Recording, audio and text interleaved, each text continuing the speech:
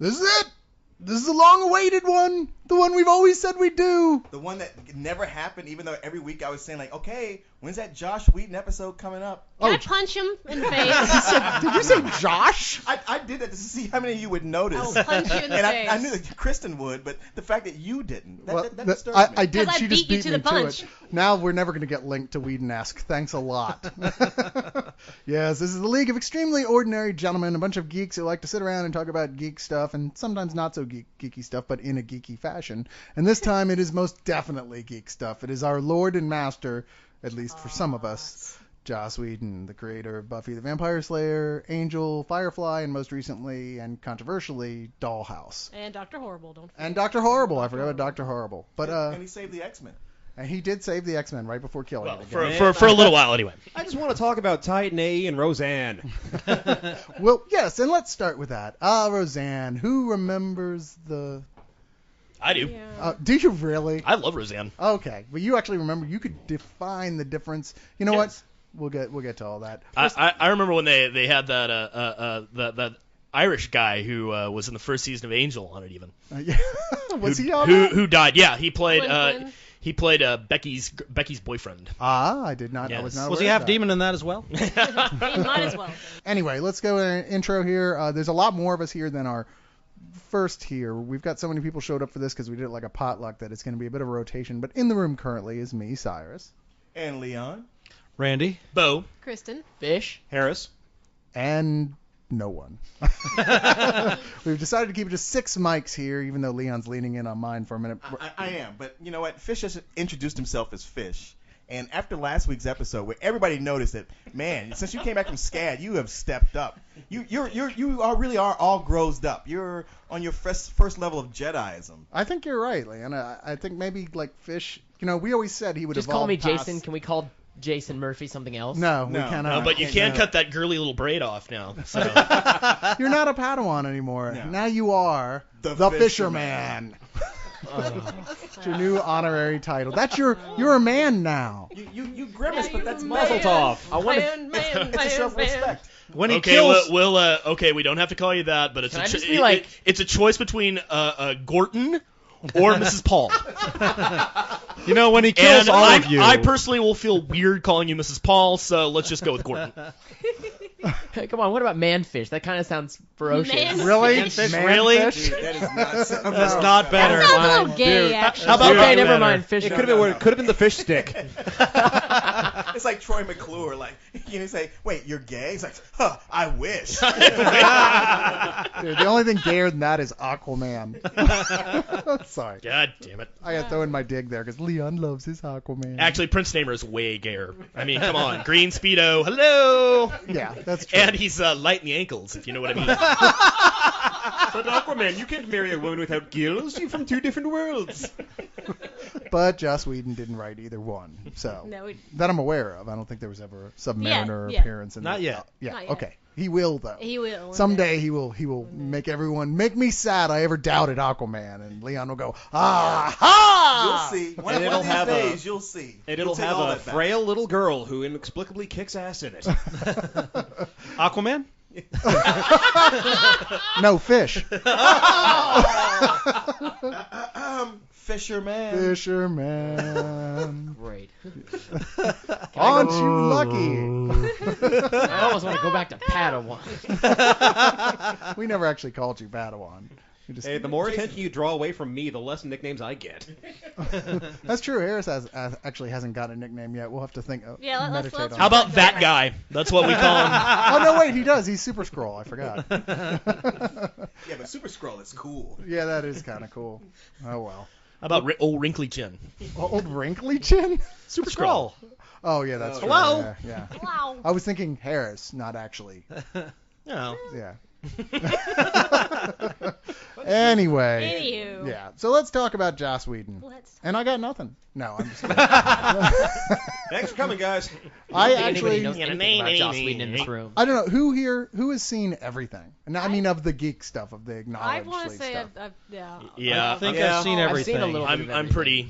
Yeah. I'm pretty Yeah. solid. Yeah, I'm thoroughly through. Buffy 3 times through, Firefly 3 times through, Angel twice through, Dollhouse once, I don't think I'll go back and rewatch it. Yeah. I know we're gonna have some controversy about that one, but the more I think about Dollhouse, the more I actually don't like it very much. You know, I watched Epitaph 1 a couple times. I watched that over and again. That's an but- excellent episode. But and- that's not really representative of the rest of the show. no, so, it really isn't. yeah. And I would have been like, okay, you know what? It's working now. If the second season hadn't started off so badly. But Right. anyway, Yeah. let's go from the beginning. Let's not talk about the terrible stuff that happened to him early on, like when he got his script for the original Buffy the Vampire Slayer, the movie, taken away from him pretty much entirely by the producer. Eviscerated, I believe, is the And word that you're looking for. Yeah, who decided to direct it themselves Yeah. and totally destroyed it. Welcome to Hollywood, kid. And that's why Christy Swanson is such a big star today. Oh wait. as opposed to the cast of the TV show who have all faded into obscurity. Hey, man, she did date and get dumped by David Spade, so that's got to say something. So did everyone in L.A.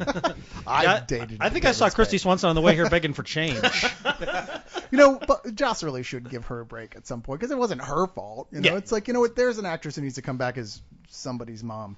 Wow. However, I do blame Donald Sutherland. What the fuck were you thinking? At that point, I think he was still on that Michael Caine trip of I'll take anything, really. And he probably did it because he heard Pee Wee Herman was going to be in it. I mean, who doesn't want to work with that guy? It's true. Yeah, that is a weird. And Luke Perry was looking for a way to capitalize on his success from 90210. Yeah. So. Not the way to do it. Yes, when we say we love Buffy, we are not talking about that movie. And No neither- one neither is- really ever is. No, neither is anyone else. No. Yeah. I'll leap to a little bit of a chance. It's a cute little movie, but it certainly isn't like God. If you don't, if you are on your deathbed and you haven't seen the movie version of Buffy the Vampire Slayer, well, you just haven't lived. It's more along the lines of like, hey, if that comes on cable, watch it for a few hours.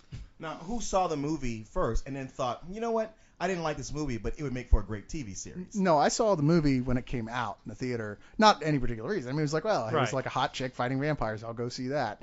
Who wouldn't? But it was at the time I hated it. I watched it later on videotape and was like, you know what? It's not that bad, but it's not that good either. But it's precisely why I didn't watch the TV show for so long. I mean, I didn't start watching the TV show till the 5th season had just ended because the guys at my video store literally forced me to do it. They said, you're not allowed to rent anything else from the store unless you start taking Buffy. Nice. And they're like, we won't even charge you. Just take it. And I was like, all right. I actually didn't watch it for that. But if you remember back in the mid '90s when Buffy the Vampire Slayer started, thereabouts 1997 or so, like the mid and early '90s were particularly plagued by really, really bad cable-only TV shows, and a lot of them were like there was the atrocious Robin Hood series and Right. Conan series, and they were awful. You know, I was afraid you were going to say Highlander. no, that was definitely one of the rare examples of Well, wow, Xena and Hercules this is were really both good. really good, Yeah, too. which I never really got into. I was like, whatever. They're very different the way they went about Yeah, it. was exactly. awesome. And that's Hercules, not so much. that's basically what I thought that Buffy the Vampire Slayer was going to be. It was going to be Right. like, okay, this is going to be like Xena or Hercules, Cheesy or, fun at best. Yeah, cheesy fun at best. Whoop-de-doo. I didn't even think it was going to be that. I mean, I thought it was going to be like, Mortal Kombat, the TV series. Oh. But for me, Yeah. I mean, like, it became, I came in on the second season, and that was just a big bonding moment for me and my friends. Like, every Tuesday, we'd all gather in one person's room. I think probably Kathy's, because she was the only one who could actually clean, and would just all pile onto the bed and just kind of watch it, just kind of enraptured the entire time. Well, I just thought of a new nickname for you. It's 12-year-old girl.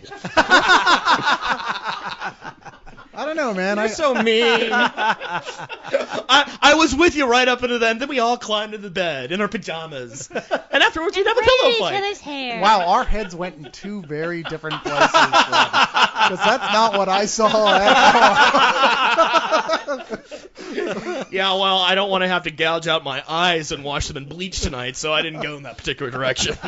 But wait, let me describe it to you. And that was the next half hour of the podcast. It's another Clorox evening at the Paul household. I came in as 6 was airing, but they were also syndicating season 3, and the reason I even picked the show up to begin with was Seth Green. So I was like, oh, well, Seth Green's on this show, and people have been telling me you should watch Buffy, you should watch Buffy, you love it. I'm like, I never even saw that movie, but the movie looks stupid. Why would I want to see this TV show? And then Seth Green got me into it, and then quickly I was borrowing the DVDs as fast as I could possibly watch them. Because you were hoping to capture Seth Green's pot of gold. Are we gonna do that again? It's really hard not So you guys can talk about Arrested Development going back to earlier episodes, so I thought I'd throw that in there. I actually the reason that I first got Netflix was specifically to watch Buffy, because I'd gone over to a friend of mine's house and he lived in the sticks and there was really nothing else to do out there other than drink and watch TV, so that's what we did. And the DVDs that he had, it was like, well, I just got a Buffy the Vampire Slayer from Netflix, and I was like, I've heard about this Netflix thing, sounds interesting, not so cool on the Buffy, but yeah, stick it in, whatever, let's go. And man, like really 2 episodes in, I was like, fuck man, I've got to watch all of these now, shit. And I joined Netflix like I think the day after or 2 days after that. I was sort of lucky, I guess. I had seen the movie and I was like, oh, that's shit. And so I heard Buffy was coming on TV and I'm like, yeah, that's gonna be suck. And a friend of mine was watching it because he'd watch just about anything. And usually I disregard whatever he recommends to me, but he's like, you should really check this out. And he describes a little bit of it. I'm like, okay, I'll check it. So I got in like a third episode of the first season and started watching. I'm like, holy shit, this is actually good. So I was actually there from the very beginning just by sheer luck, because otherwise, yeah, I would have totally missed it until later. I knew there was a reason to cultivate friends with low standards. That is why you cultivate friends with bad taste who watch everything, It's and then true, you can sort of sort through it. That's true. I have friends who are like that, who do watch absolutely Why are you every looking at me? shitty thing that comes on. You talked last. Aren't you still watching Flash Forward, Randy? No, Flash Forward is dead to me. Right. And you listen politely, and then that at least puts it on your radar, Right. and then maybe eventually someone else is more susceptible to Right. faith than you are, or goes, okay, I'll watch it, and they go, oh, that was good, you should check it out. And that, boys and girls, is how we discovered TV shows before the internet. Now, Fisherman, I believe, was the last to this party.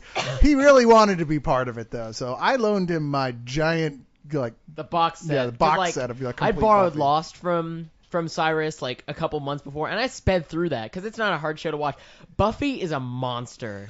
You've got that giant box set with like 90-something DVDs, and I know, I finished the first season, I'm like, well, I have to finish the rest of this. And right before I left for school, I got to like halfway through the 4th season, and just like I would have kept going, but I didn't want to I wanted to, but I didn't want to. Well, you're here in town for another couple weeks, so you can point. borrow it again while you're here to Yeah, finish. you were just Good. bitching about how bored you were. So. Yeah, hold Problem and solved. knock out the rest of Buffy.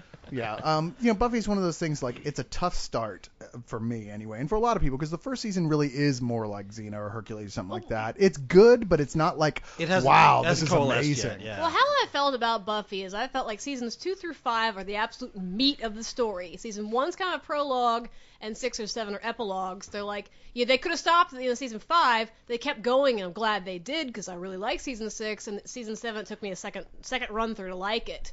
But yeah, season 1, you're like, well, this is good, but it's not on no way in level of season 2. That's just silly fun. There's no Yeah. running threads really on the whole. It's only 13 episodes. though, Exactly. season It's one. Monster of the Week, but it's 13 episodes. I have gotten people into Buffy, I went to my friend Karina's, and she was in town for the holidays, and I went over there with the box set, or with the season 1 box set, and just put in an episode, and we watched it. I was like, do you want to watch another? You want to watch another? You want to watch another? And every time she said yes, and we got through the whole box set nearly in a day. Yeah, So, I had many late nights just because I Oh, started same with here. one, which I was still like, okay, everybody says this is great, and this is good, but not great.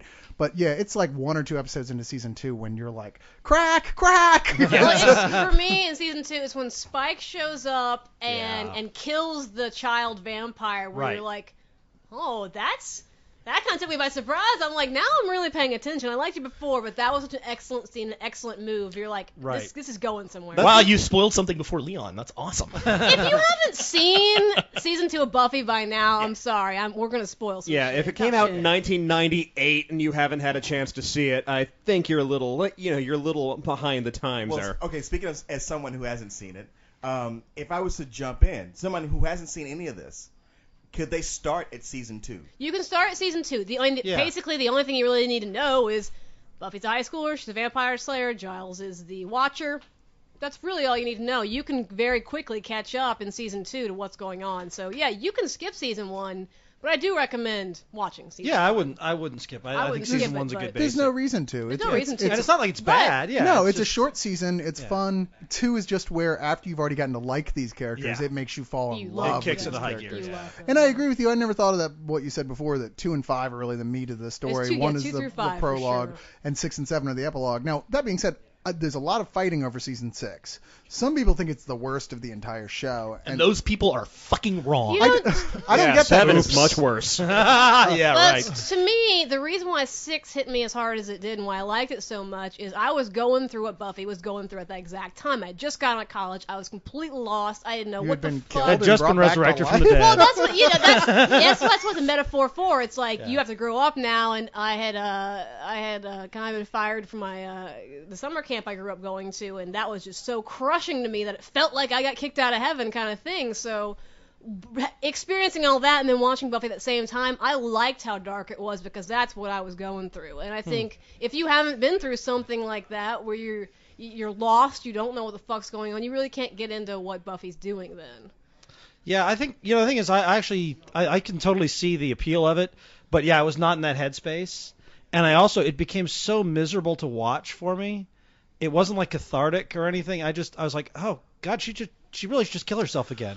I think there's one of the reasons that a lot of people who do like Six is because they have watched it as the box set, and so Right, there's some redemption in there because it's definitely the darkest season. Oh, yeah. and but that's one of the reasons I really like it. Well, I that's- Whedon is very famous for taking characters Yeah. and making you love them, giving them everything they ever wanted, and then killing them. Yes. tragically. Yeah, I mean, yeah, as soon as a Whedon character is happy or if there's a couple Right. you only want to get Yeah. together, boy, you better enjoy it while you got it. 'cause Somebody's someone's dying. gonna die. See, that's I wish we could see a little more like. Every now and then it'd be nice if someone could have a happy ending, but there's no happy endings in the Whedon. Buffy should really date Daredevil in a crossover. I think that'd be awesome.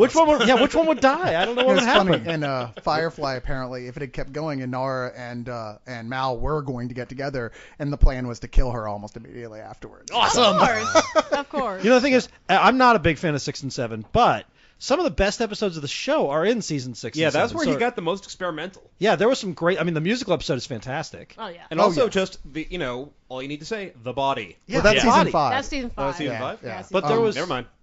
Well, see, that was the first really tragic moment. Well, second, there's the Jenny Calendar, which is not Yeah. to go in details, but oh Wow, my yeah. God, I Yeah. did That not was see more that shocking. coming. Jelly Calendar was brutal as hell. Season yeah. 5's The Body, which I believe it won like a Hugo or something like that. I can't remember. Yeah. It's It won an it's award. definitely one of the For best something. episodes of But episodic it's an television episode I've ever that seen. deals Yeah. with like horror in a completely human and non-fantasy way. It's Right. like And And the thing leading up into the body is the previous episode is a lighthearted, joking episode, but the last few minutes of it lead it into it, and Yeah. like you're enjoying this jokey episode, and then what happens in the body, Yeah. and you're just like, oh, I'll see. I'm getting my all I'm thinking God. about it. Oh my the God. thing about that is, on top of just being incredibly well written, it also shows, you expect life to come to a standstill, especially in a fictional show like that. Yeah. Except no, it keeps going, and it's just like that in the real world. You want everything to stop and wait for it, and it then it's just no,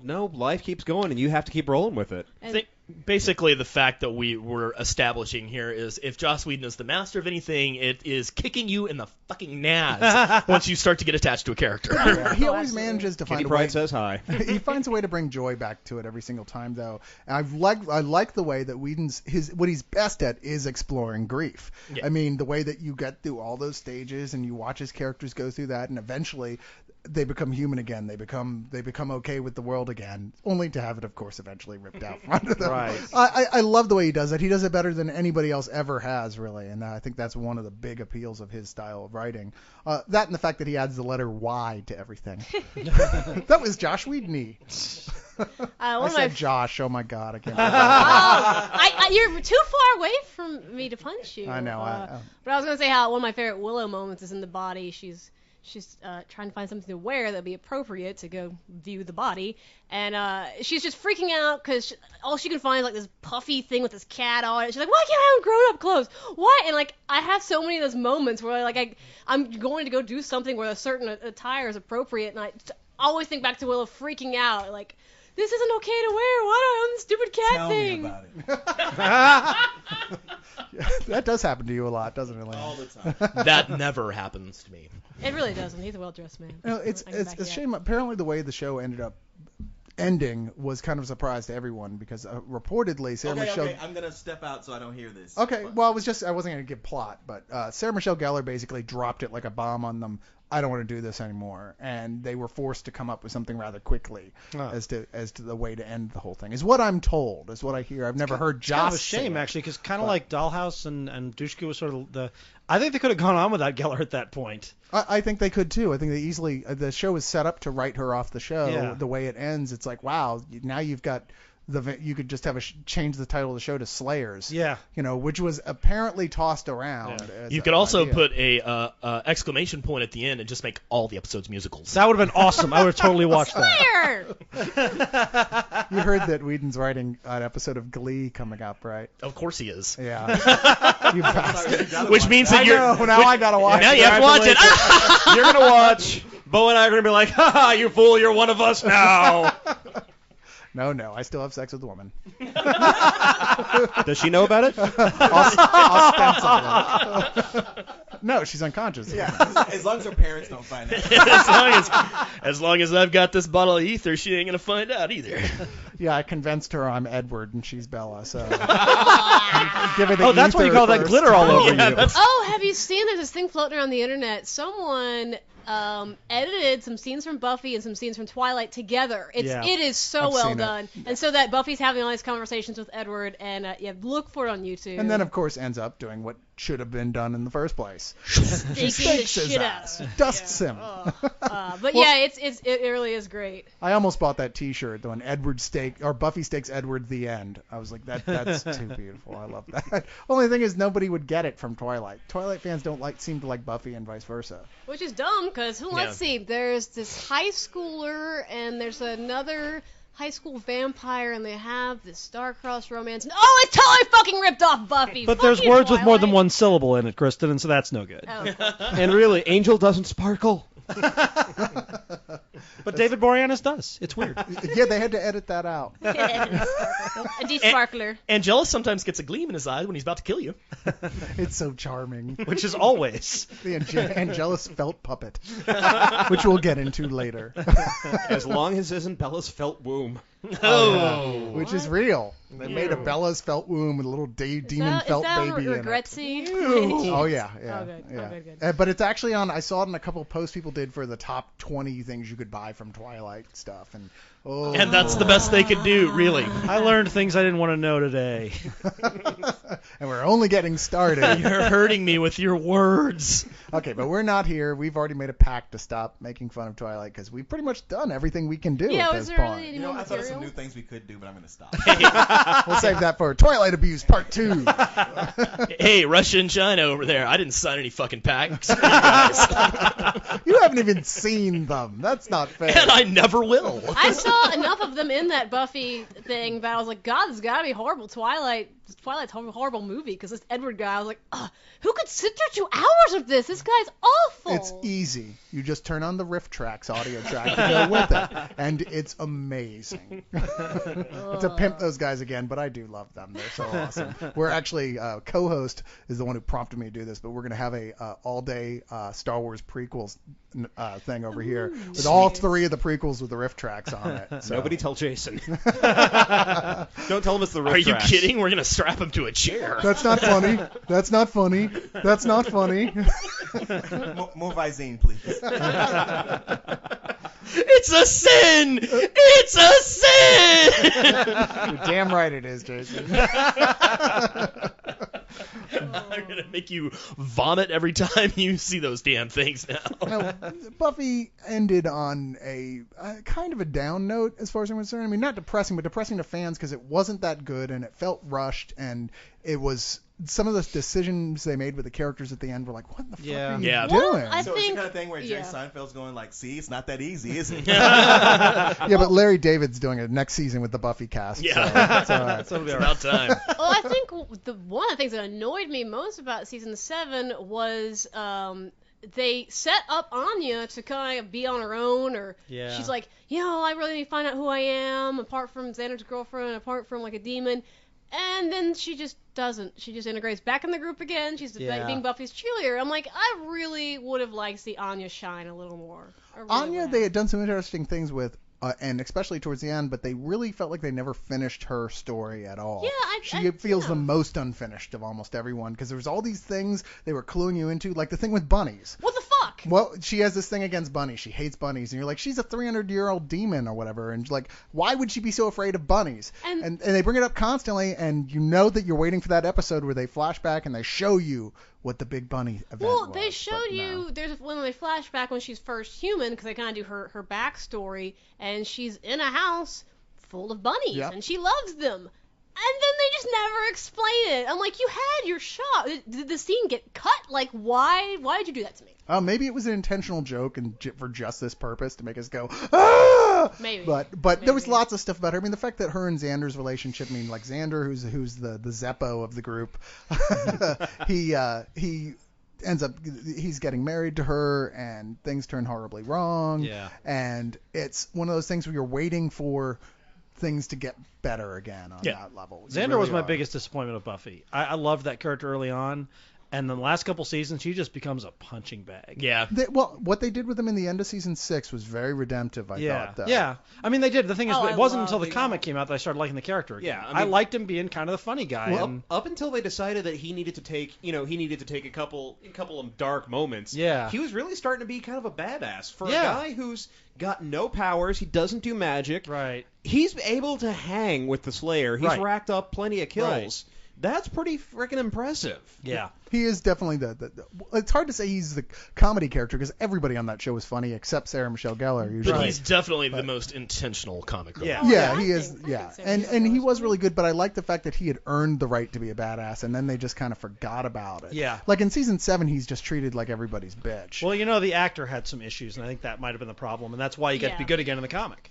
All of a sudden, it was just Whedon was writing him, and he wouldn't have to worry about the actor showing up drunk or whatever. Oh, see, I didn't even. I don't know exactly what the deal is. Well, I don't know if it was during the show or not, but Nicholas Brennan did have a severe alcoholism issue, and he was treated for it, and apparently he's sober now. But that could have tied into it. Yeah, and that's the thing you always got to watch for in TV, guys. No matter how good the writing is, if an actor's no good, then the writing starts to look bad. And you can kind of tell. I mean, like when Xander in season 1 is slim and svelte and sports car model, and then you start to get into the family car chunky model Xander. Right. Well, and also all of season 7 he had that beer hat on, which was really just kind of weird. Yeah, that and the clown nose I was very confused by. And you mentioned the comic book. There is there were many comics written that were not canon or canonical as it was written around that are quite good. At least half of them are really worth reading. Yeah, there's some good stuff especially the Tales of the Vampire Slayers. Oh, that was really great. good. Yeah. And Whedon himself wrote several of those. Amber Benson wrote one of those. I didn't even know that. Amber played Tara. Yeah, she wrote one of the old Slayer stories. Okay. She also did one. She also co-wrote one about Tara and Willow. Yeah. She's written a number of things. But that's kind of sad when you're writing your own fan fiction. But anyway. Hey, if you're good at it, though. I think it's technically fan fiction if you're getting paid for it. Yeah. Wait, was it in Penthouse? But yeah, there are a lot of comics and there are a lot of novels, Buffy novels out there that are fall in that vague area called fanon. It's we're not really sure how solidly this applies if we ever go back and do anything with the Buffyverse again. But I tried some of the novels; they didn't do much for me. Maybe I didn't read the right ones. There's certainly a lot of them written. Maybe someone in the comments page can fill me in if there's one that's really worth going out of your way for. But what is worth going out of your way for is what they eventually end up doing, where Whedon was talked into coming and doing the canon season 8 in comic book form, which couldn't have been done as a TV series anyway because its budget would be like $6 million an episode or something. Yeah, it'd have to have like a Star Trek Next Generation size budget. That's or not going to more. happen. Yeah, it's it basically. I don't want to give away too much about the end of the show, but it's a lot of different people with powers who are gathered together to fight against the forces of evil underneath the auspice of Buffy and Xander, and it brings back lots of characters throughout the show. Some of which, if you're not really familiar with Buffy, you'll be going to check Wikipedia. And it's also a lot harder because instead of watching a TV show, you're seeing something that's drawn, and it's an artist interpretation of what somebody from TV looks like, and you're just like. Sometimes there have been several times reading that series that I've gone like, who the fuck is that supposed to be? I mean, I know I'm supposed to have an OMG moment here, but Yeah, Well, there was instead I'm going WTF. there was one most of of the main endings- cast at least has enough of a resemblance you can Yeah. kind of figure Right. it out. Well, you know the names too Yeah. there. Whereas a lot of these, they're bringing back minor characters through some of this, and you're like, to be big characters, you're like, I don't remember who that is by, face alone, much less, or name, Yeah. There was one ending of one of the books, I don't remember which one it was, and it was like one of those, dun dun dun, look who it is, and they didn't even say their name. It was just Right. an artist's rendition. And you're Right. like, that does nothing for me. I have no I idea remember who that one that's too. I was supposed like, to wait a be. minute, who is this? What? Yeah, they brought back the girl who was the other main Wiccan Amy. witch, Amy. Amy. Which is a great. I mean, she's a great bad guy. Yeah. It's great to bring her back, but yeah, you can't be like, and look, it's her. I'm like, you mean her? We have Yeah. three if- seasons. If they would have said who it Yeah. was, Yeah, I would yeah. have Great. been. It's Or Amy. if Oh, I she get it. a dressed shadow like of a rat on the background, something. Something, yeah. If they had, they eventually tie it back into Whedon's other thing, Frey, which is his Buffy very, universe. very unnecessarily, if you ask me. Yeah, enjoyed it was. I liked Man, it was Frey hard to stuff. read the slang on that though. It was Well, so hard to read. I liked the Frey book when they Yeah. brought it into season 8. I thought that was unnecessary. Yeah, yeah, no, I'm no, right no, with I you on thought that. that's Actually, right. yeah. Yeah. There are moments that I liked. Like I liked in season 7 where they brought the scythe in. Yeah. Oh, yeah. That was part I was cool. like, fuck yeah. Yeah. Oh, yeah. and by the way, for those of you who are scratching your heads and going, Frey? What is Frey? Come to Malaka- Rogues Gallery. We have Malaka Frey on Frey. tap. Exactly. Frey's a graphic novel Well that, played, that sir. Joss Well Whedon played. wrote about a Slayer in a far future. With flying cars. Yes, future. a dystopian flying cars. Yeah, where- Everything's gone to hell. For whatever future. reason, there's been no Slayer for a long time, which is pretty weird considering Yeah. the way Buffy itself ends, which Right, is exactly the opposite problem. Well, they and mentioned didn't several know, yeah. times that's the reason. What they fucked with in season 7 Yeah. created the void that made no Well, Slayers. I like the appearance in Frey in the season 8 only because it sets up that this is definitely considered to be continuity and Right. that they will be addressing what Oh, happened. yeah, I mean, I agree and see the purpose in doing it. It felt very shoehorned in and inorganic. It's like if you're gonna do this, let's do it right. And Should've sometimes made- I think Joss spreads himself a little too Oh, thin, yeah. shall Oh, we he's say? definitely And done it's that. just like, dude, if you're not gonna pay attention to something important like this, then don't do it, or hire somebody who can pay attention Well, to I it. think the best of it all was the Japanese witchy vampires and what's her name, Dawn turning Giant into Dawn. fighting the Mecha robot Dawn. Oh, see, my Yeah. favorite was definitely the one that actually Brian K. Vaughan wrote, which was the Faith and Giles one. That was a Where nice Faith little- sort of goes undercover. That was a great story. Yeah. Though the dialogue for Faith was Yeah. dead I know. on. It That was person great. knew Faith. It was great. Yeah. Well, let's Yeah. go back to the show here, and we want to move on to Angel here, especially since we have a special guest here, Bill Williams, who is currently the writer of the Angel comic book. We've had Bill on the show before; he's a good friend of ours, and we're glad to see him back here. Hey, Bill. Hola. And we'll be getting to Angel in just a minute, but I want to do a favorite episodes of Buffy here, just so we go around. All of them. I'm gonna steal the white, the elephant in the room, not the white elephant in the room. That'll be Christmas. Later. Which would be Once More with Feeling is still by far the episode I watch and rewatch and rewatch and listen to the soundtrack. It's the musical episode, and not just good because the songs are good or it's funny to watch, but because it really ties together everything that's been going on in the last season and a half before it. It's one of the most amazing dramatic episodes of the entire series because of its reveals and the way it chooses to do it. Mine is actually in the somewhat maligned season 4, with all the college stuff that I know wasn't always super popular, but Hush. Damn you. I loved Oh, Hush, and that's I an can go back and excellent one. rewatch it over and over again. That's the one that was nominated for an Emmy. The only episode that was ever nominated for an Emmy was Hush. Yeah. And it's just, I mean, it was just there's great humor in it. I mean, it's entirely silent, but there's great humor moments in there.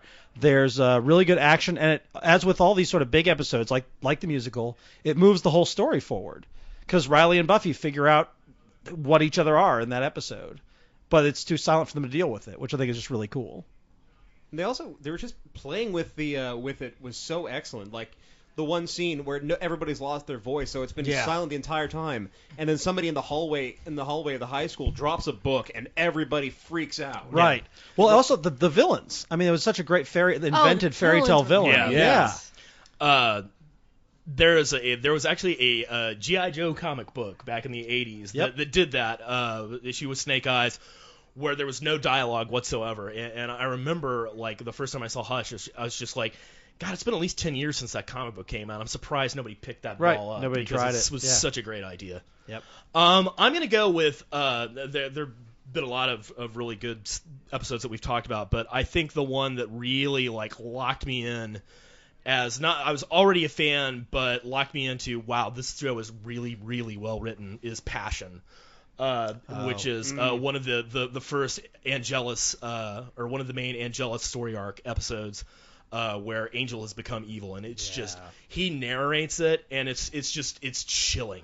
It's just absolutely chilling. They make you really like Angel, and Yeah. they keep warning you, really, Angelus, we're not kidding. He's a douche. You don't want Angelus to come back. And Yeah. when he does, you're like, oh, that's cool. Be evil for a little while. But this is You're the like, one yeah. that convinces you that, Oh, no, you you really... mean No, he's evil. terrifying, and you hate him. I mean, Yeah. he does something so horrible to someone who is very well liked, and you're like, oh my god. And the scene in which he does it, it's so obvious how much he relishes. Oh, what yeah. he's It's doing. so well Yeah. done. And you're just like, oh, It's the most evil God. way you could imagine doing Oh, it yeah. to the people who love this person. Exactly. That's I always preferred Angelus to Angel any day. I'm like, that dude is fucking evil. Which and is- I It love wasn't just the leather pants, was it? It does explain a lot about her dating history, however. Oh, wait, you're not Allison. I'm sorry. She's not here, so I got to pick on the other girl. Sorry. My favorite, I'd say, is The Gift, which is the 100th episode, and it's the season finale of season 5. And as annoying as Dawn starts out, I also have a baby sister who was a just screaming little brat in her day. And, if you got a little sister, that episode, you really will appreciate it. That's your baby sister, and you have to protect her from anything in the world. And, it's also just such a payoff for having stuck with all of season 5 and every single episode in season 5. There's no standalone episode in season 5. Everything is plot. Yeah. They don't even have a goofy Halloween episode because everything is plot, and it really just tied together the entire series. Everything the series meant is in this episode. And they kind of believed that this was going to be the finale of the season. And it really feels like not it. of the Of the season, series, the yeah, show. yeah. Yeah. So Yeah. it does. You can actually, if you want, you can stop watching after season 5. Although wouldn't want to. really shouldn't, because season 6 rocks. Yeah. Yeah. But yeah, if you want to see me cry like a baby, put on The Gift. And It's I'm funny. 5 is bawling. actually my second least favorite season. I love It's it. because I hate, what's his name, the college douchebag. Riley? Yeah. No, Riley leaves. Riley's season 4. Riley's Oh, season is four. it? Riley Okay. leaves. Season All four. right, it's Riley 4 I'm leaves thinking early of then. on I'm season sorry. 5. You're right. Poor You're right. Riley. It's 4, yeah. Everybody I hates fucking hate Riley. Riley. I like Shit Riley. out of him. Riley was the Scrappy of the series. Yeah. No, I Riley love Riley was season supposed 4. to be their Captain America type dude, but he came off as a douche, Yeah. unfortunately. He's an asshole. See, anyway. I love season 4 mostly because I love Anya. And I love those incredibly awkward moments with her and Xander. I think those are perfect. Yeah. Oh yeah, And the Halloween episode in season 4 is awesome. Yeah. that's the haunted house one. Yeah. It's, Haunted and, Frat and House. Anya Haunted in the House. bunny suit, which is Yes. Yeah. Yeah, Anya is pretty awesome. Bill, do you have a favorite? Well, I've seen all the Angel stuff. I haven't exactly seen all the Buffy stuff. We're just going with Buffy for this one. We're going to get to Angel here in a second. Well, I'm saying I've got an incomplete on this grade, but I do like the episode at the beginning of season 3, Anne, where it shows Oh, yeah. that since Buffy has kind of quit being a Slayer, moved to Los Angeles and become a waitress. That's what Anne. Yeah, she's miserable. She's actually much happier killing things.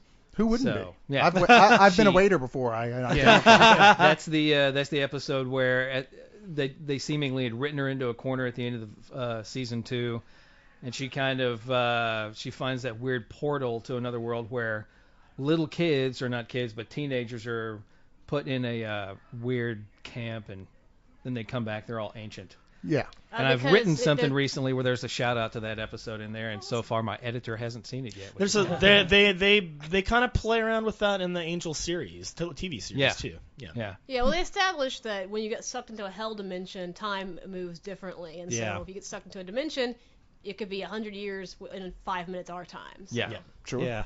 Yeah, the peak of that episode is definitely one of those great heroic moments of the series. Exactly. Yeah. The scene with the telephone is one of my favorites. That's just awesome. Harris? Well, since you and Randy managed to take my two choices, Well, those were the two most obvious. Yeah. true. Mine would have to my leftover would probably have to be the Zeppo.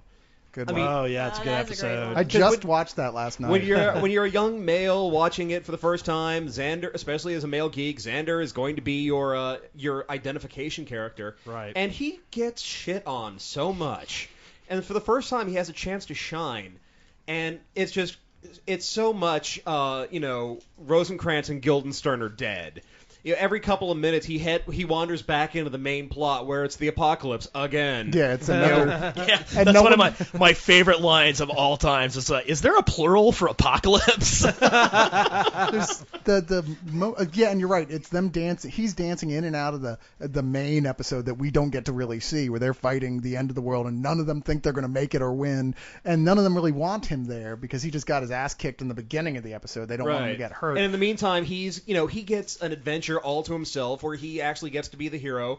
And, he sleeps with Faith. No one else managed to pull that one off. Yeah, he loses his virginity, to Faith. And that's one of the which things you I must kind of like imagine. about Xander, because if you sit there and watch, he gets the hottest tail in the series. Yeah, he does. The first, Of course, that first tail four- generally tends to be attached to a demon in the end. Hey, if it's hot, it's hot. Yeah, he likes to fuck evil. It's true. But so who does doesn't? Buffy, for that matter. So. Well, in the words of the Doctor, so many species, so little time. Well, there's the great moment in that episode where Buffy and Angel are having another tearful, like, I don't think we're going to make it, but I love you. We got to make this work. And how will our love withstand? And they're both crying and upset. And Xander wanders in, excuse me, looking right up. And they're both looking at him, waiting for him to talk. And they're both sitting there crying. He's like, yeah, I'll go now. Love that. Okay, well, we're going to wrap up the Buffy.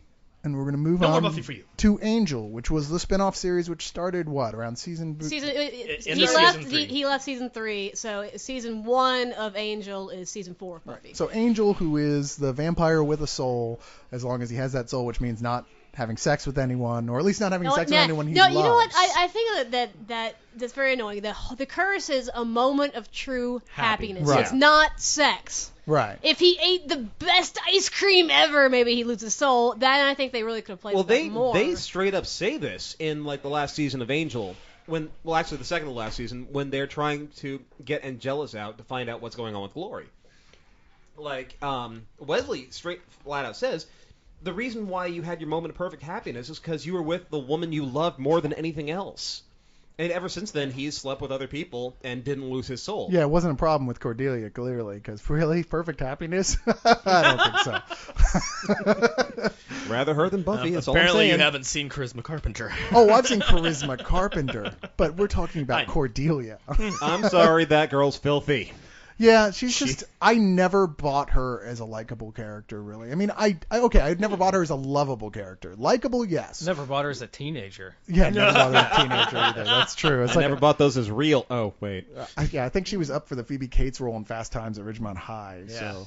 Courtney grew on me. I hated her in Buffy, and then Well, you were supposed to. Yeah, because you were supposed to. But yeah, eventually in Angel, I was like, she's still a bitch, but I like her. Well, part of the problem is so much of the drama was wrapped up with her being so incredibly whiny. I mean, all right, well, Angels then moves to L.A., starts a detective agency, is constantly working against this giant corporation of evil that is trying to... And it's a law firm. Go Yeah, figure. that's a law firm that's Brandon trying Hart. to subvert him, yet at the same time isn't trying to kill him because he figures prominently in their prophecy for the end of the world. Whether or not he stops it or can actually makes it happen is a matter that is up to... it's still up for discussion, in fact, even in the current It's still up for continuity. discussion. Yeah. I think that's still the main thrust of the Yes. comic book. But as it goes along, he and his Angel and his relationship with Cordelia deepens. And the thing I don't like about it is that, because it gets into this whole thing where Angel has a kid, and the kid goes to a hell dimension and grows up real fast and comes back and is the most obnoxious brat since Jake Lloyd in The Phantom Menace. And Just like real kids. who decides that he's in love with Cordelia, who is his mom.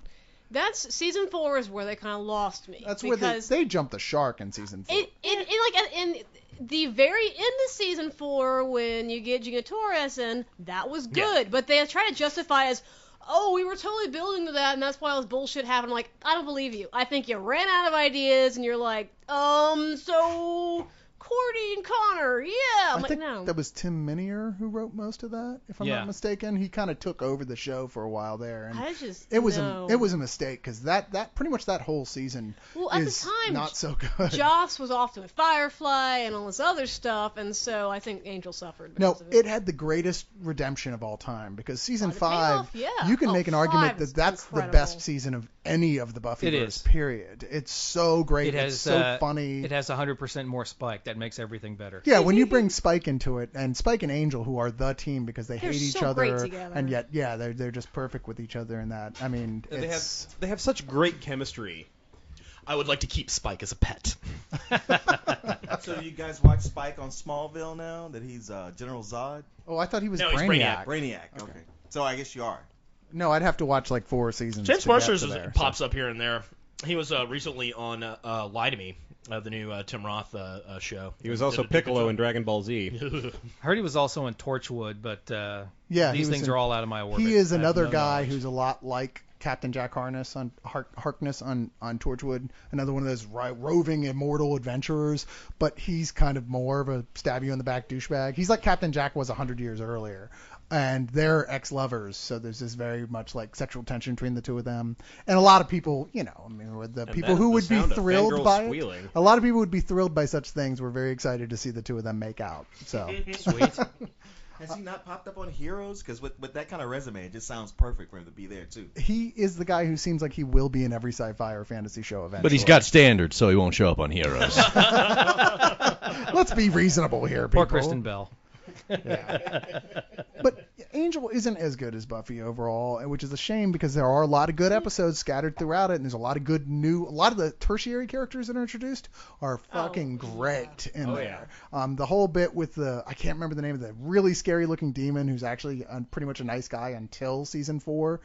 Skip, who's a great character until suddenly they decide to basically rewrite his whole story to fit whatever weird plot they were Yeah, building that's the at that thing point. too. I felt like they just fucked the whole damn thing. Skip's a fun guy. A lot of that comes from Tim Minear, and he's a bright guy. I just saw him give a talk there's an online version of his and Jane Espenson's talk at the Toronto Comic Con, and they said that they were writing that show oftentimes, 15 minutes before shooting. So something that will sound good and get you over the hump of the deadline right away. Sometimes later you have to make sense of, and you're like, well, it just turns out Skip was evil.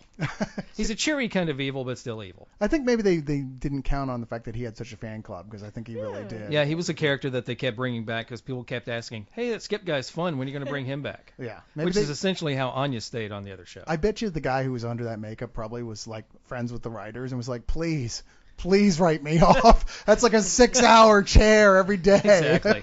Well, for so many actors, it's like 6 hours and I get paid. All right, go ahead. Yeah, good point. I'll go to sleep.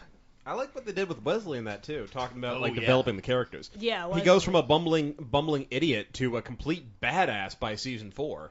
Yeah, no, I believe his arc is probably the best of any of the characters through Angel. Certainly the most interesting, even while you're so annoyed at every other character on that show when they suddenly decide, you know what, we're not even going to listen to his arguments for the reason why he did what he did that was bad. We're just going to hate him and ban him from our clubhouse. It's like, wait, what? You've been friends with him? He saved your life how many times? And I don't understand. No, you wouldn't do that. Yeah. But so once again, season 5 redeems everything. They bring, You can look back now and see when other things were happening on television or in media. For the job of writing Angel, I had to sit down and watch 4 seasons of Angel within about 6 weeks. So it was a lot. And my kid came through and she looked over. She goes, "Why is Wesley flying sideways with guns?" I said, "Well, The Matrix just came out." These things happen. You kind of reach out and pick up other things from the infosphere, and they end up in your TV, and that's just kind of the way it is. Even though he did that like 2 or 3 times, and then he dropped it, never used guns again. Yeah. Temporary thing, temporary fetish. Yeah, because generally speaking, in the Guns? Whedonverse, the good guys don't use guns. Yeah, no guns Yeah. in the Whedon. Well, in the Buffyverse, anyway. Yeah, certainly yeah, not in it's- Firefly, but Well, yeah, but yeah, well, that's Buffyverse. I'd written a character using some guns in the in the Angel comic in the backup series I'm writing, and I got a certain lecture about that, and I had to justify that pretty thoroughly to my editor. Now, what Bill's talking here is Angel season 6, which after the success of Buffy season 8, they basically powers that be said, you really should do the same thing with Angel. The fans are Powers that be. which are the gods of the Angel universe. And so they started doing it, and that was a hit too. In fact, in many ways, I like what they did better with After the Fall in Angel season 6 so far. Right before this new guy started writing it. Then it started and then the to series suck. went completely to hell. The art's okay. It's pretty to look at, but yeah. I've read the scripts for the first 4, and I've read the first 2 from the pages, and Brian Denham is drawing from Bill Willingham scripts, and that stuff's great. It's beautiful. Brian Denham is drawing this thing? He is doing the best work I've seen him do in years. Yeah, it's great. Good, because I remember that guy, he was solid, but then there seems to be that point where people were having trouble getting work out of him. Yeah. But apparently you have the magic formula. It's got nothing to do with me. And it's called whiskey. It's Mariah the Taskmaster. So I got nothing. what's the issue you start off writing? We start on Angel 28, which comes out December the 16th. Okay, so where are we in the story at this point? You mean how far along the way are we writing on it, or where do we pick everything up? No. Where do we pick everything up? Well, After the Fall, there's a cataclysm which is then undone, and the world at large realizes that vampires are real, realizes that Angel is on humanity's side more or less throughout this whole thing, and vampires become pop stars. I love the Harmony character. Okay, so this is tying into the stuff that's going on in Buffy as well. Yeah. So I loved Harmony. I would have killed to write. I've got this affection for terribly dumb characters, but she's great. She's appeared in the Buffy series, so that's kind of hands off. But where the story starts up is Angel is a publicly known hero with all the good and bad that goes along with that. So it's fun. In the second issue, which would be issue 29, Angel tries to go get a cup of coffee and he gets mobbed because now that everybody has cell phones and can text, they'll see Angel at the coffee shop and start texting each other, and there goes the paparazzi, and then there's a crowd, and then after a pretty good game of telephone, hey, look, it's Angel. I wonder if he's fighting something. What? He's fighting something here? Oh no, look out! There'll be a mass exit from the place. So there's a lot of random, interesting stuff that happens in the book. Is Buffy still considered to be ahead in time of where it's being published, or have they caught them up to each other? I don't know exactly how they parallel with each other. From what I understand, the story goes that that the Angel license was not renewed, and that IDW came in and took the opportunity to pick up that license. So there was kind of a bright line drawn down that world saying, well, if you're going to get this character, then we get this character. It was like junior high kids picking a softball team. Yeah. That's why you get Faith over here and Spike over there. Yeah, I thought that was weird. Someone just pointed that out to me recently, that you won't see certain characters in the other one because of that. That's because some of them are under the Dark Horse umbrella for Buffy, and some of them are under the IDW umbrella for Angel. Okay, they need to fix that totally. Seriously. Well, Yeah. Here's the thing. People in business that compete don't often get along well enough to do things like that. Yeah. So that's not going to happen anytime soon. Well, I know that I've heard that the Dark Horse people can be a little stubborn about their characters and their licenses, and why shouldn't you be to a certain extent? But it seems like it would be better for everybody if the books were tying that much closer in together. It would, but people like to have a love-hate relationship with each other. Like they all love the material and sometimes hate the people that they have to talk to. And if you've got people trying to approve plot lines back and forth, it's just not going to work. Yeah. So I think that IDW made the right call. I mean, without Dushku doing that performance, you've got another girl line drawing for Faith, where Spike is kind of his own wacky character. Okay, I see that. Now, tell us, can you tell us anything about your plans of where you want to go? Sure. A lot of things happen in Los Angeles after the fall. Basically, Los Angeles goes to hell.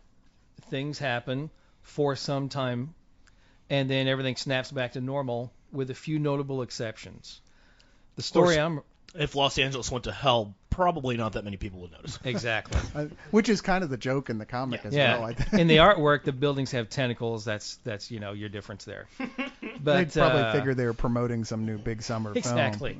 Tentacles and teeth. Wow. They're That's finally crazy. making the Cthulhu film. Yay. Sweet. I want to be an old one. It's huge. It's a lion. Sorry, That's right. Leon's already got that part nailed down. No, that's the really old ones. Sweet. Anyway, I'm writing stories about a guy who comes back from the events of After the Fall who's not quite normal. There's a guy named Eddie Hope, and he is a devil. So on Buffy and Angel, whenever somebody turns into a vampire, they get, all kinds of neat prosthetics and pointy teeth. That's what I wrote. Eddie gets these, horns and a little tail and stuff. And then I saw the artwork by David Messina, and he totally took it up a notch. So I went back and rewrote all my fight scenes. Eddie's doing much cooler stuff. He's a full-on, horrible-looking devil.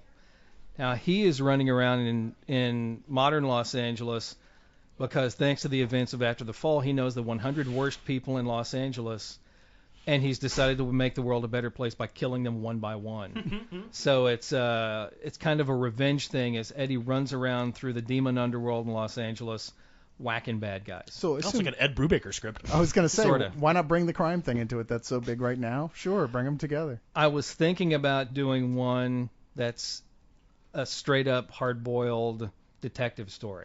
When she walked into my nest, I knew she was the hottest thing on 18 Tentacles. Exactly. Look at the horns on that one. So are any of these 100 characters going to be people that we're familiar with? I like to think so. There's a I mean, not even just. I mean, I guess I meant in the Angel, in the Buffyverse, but I guess they could be real world people too. sure, he could eat Mengele, stuff like that. I don't know what he'd be doing in L.A., but I don't It's know. Officer Stacy Kuhn. There you go. What is it? Patch Adams was on my television twice on 2 different networks. He could eat Robin Williams. So I did write something that ties in with the Angel TV show, and they said, well, it's okay to tie in a lot. You may not want to tie in too much. But there's an episode of Angel in season 5 where Nina the Werewolf Girl is introduced.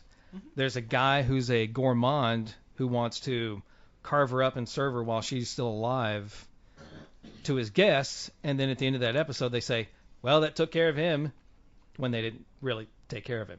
So he's one of the worst people in Los Angeles, so he shows up in Angel 29, and that's a guy named Crane, and that's somebody who Eddie is hunting. okay. How long is your run on this going to be?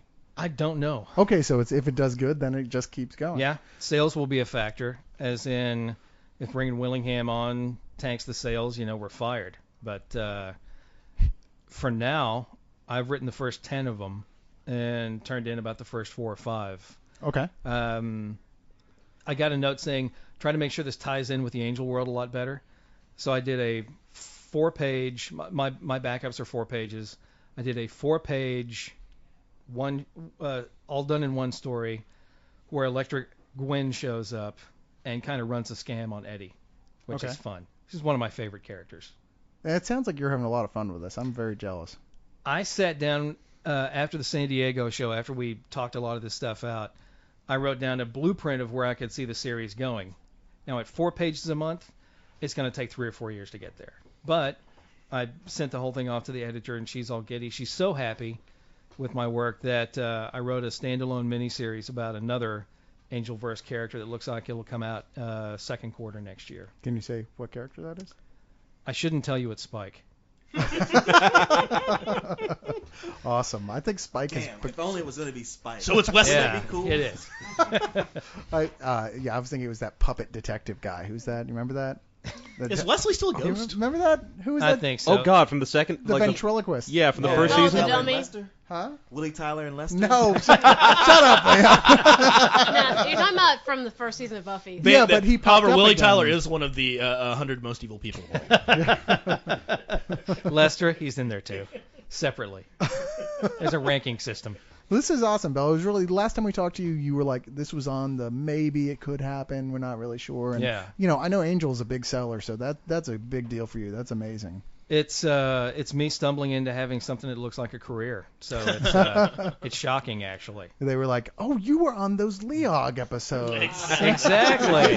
Leah, trampolining people to fame since 2006. Yeah, we were going to hire you a year ago until we heard you on Leon. Yeah, exactly. What a way to put on the congrats, brakes. Bill. Thanks. I do want And to this show could very well be the nail in your coffin. I do want to ask you, have you any gotten luck. to meet any of the, the Firmament people involved, like Whedon or anybody like that? No, while I was in San Diego at the show, the closest I came to that kind of firmament is what's her name from the Ghost Whisperer. Her and her entourage almost ran me over at the San Diego show. Jennifer Love Hewitt? Yeah. She also does a book for IDW. And I was leaving the booth about the same time her and her goon showed up. Those are just her boobs. And Dude. I was She's actually very mispronounced down that. Yeah. But I was swept out of the way by him, which suddenly sounds like a lot more fun. But yeah, that's as close as I've got to that. No, the closest I've got to dealing with anybody there is I got back notes on that unnamed miniseries from Fox, and they said, well, Spike's a hero now. He wouldn't do this, and Spike's a hero now. He wouldn't do that. I was like, oh, he's still Spike, right? Yeah, it's like, have you watched the show? But as the new guy, I have no leverage. So I was like, okay. So you said unnamed miniseries. Are they actually seriously talking about doing a Buffyverse miniseries now? No. Okay. I said unnamed because I didn't want to say Spike again. Okay, fair enough. Well, I know that they've it was just 2008 that they were like, okay, that's when we're going to put out Ripper, and it obviously never happened. And it was that same year they're saying this is when we're going to start working on Spike, the made for DVD movie. Yeah. And nothing happened. They keep talking about that, but until I see somebody talking about announcements, I wouldn't count on it. I mean, they keep telling me it's raining, but all I smell is urine. Exactly. And fans out there, if anyone has a copy of that, I know it exists. I've just seen it for more money than I wanted to pay. But that Buffy the Animated Series episode that's floating around out there. You do know who wrote that, don't you? I know, but I still want to see it. Yeah. I'm not going to say his name. Who wrote it? Loeb. Yeah, it was him. It was So his. there's all probably on YouTube for a while. lot of brain eating then. He who shall not be named. Okay, yeah, but we love Jeff, seriously. Sure we do. No, we don't. But dealing with the Angel like people has been a lot of fun. I wasn't sure if this miniseries I wrote was going to happen or not because, these things move at their own kind of speed. Whenever they said, here's the guy that we picked to pencil it, I said, well, looks like you're doing it then. Sweet. You didn't just pay me to burn a script. That's even better. So I want to go, before we finish up with the Buffyverse, let's talk about some of the favorite moments from the show. I'm going to take the easy one again and go with Smile Time. Damn you! From season 5 where Angel gets turned into a Muppet. It's probably my second favorite episode of the entire Buffyverse. And it also clues you into just how much David Boreanaz actually does resemble Guy Smiley. Okay, I was gonna say, is this a Muppet who likes to count?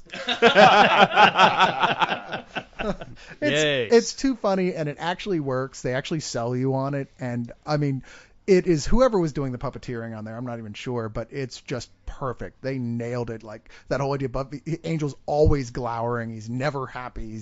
And the puppet just captures that so perfectly. It's so popular. They did an entire spin-off miniseries comic of it too. And you can actually buy the puppet as well. And just the glorious moment where the puppet vampire puts on his game face. Oh, Exactly. yes. That is great. Mine, I'm going to say, is A Hole in the World. And that's when you see Illyria for the first time. And I absolutely loved Illyria. And I love that Joss gave Amy Acker a chance to do something different. Because, Fred didn't really change all that much, apart from dropping her accent. And that was it. And it'd be like, look, Amy's a great actress. Let me show you why. And have her suddenly do Illyria. Oh, yeah. I was like, holy hell, this is awesome. Yeah, that's one of the definitely the more effective, darker moments of Angel is that transformation. But it works, and you like Illyria so much, you almost don't want things to go back the way that they feel like they're going in the comic book now, where they're going, well, maybe there's still some Fred in there.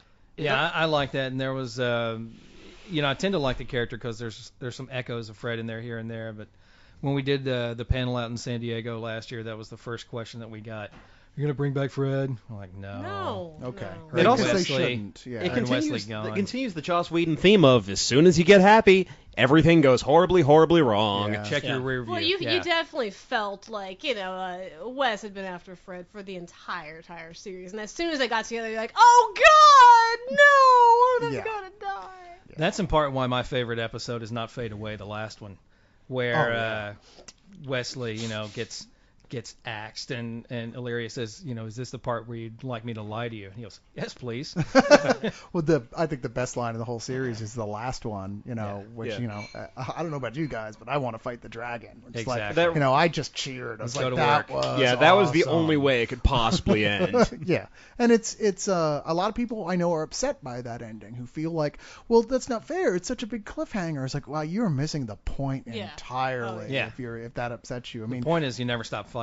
yeah, exactly. And it's such a, hey, guess what? It's the apocalypse. It's finally here.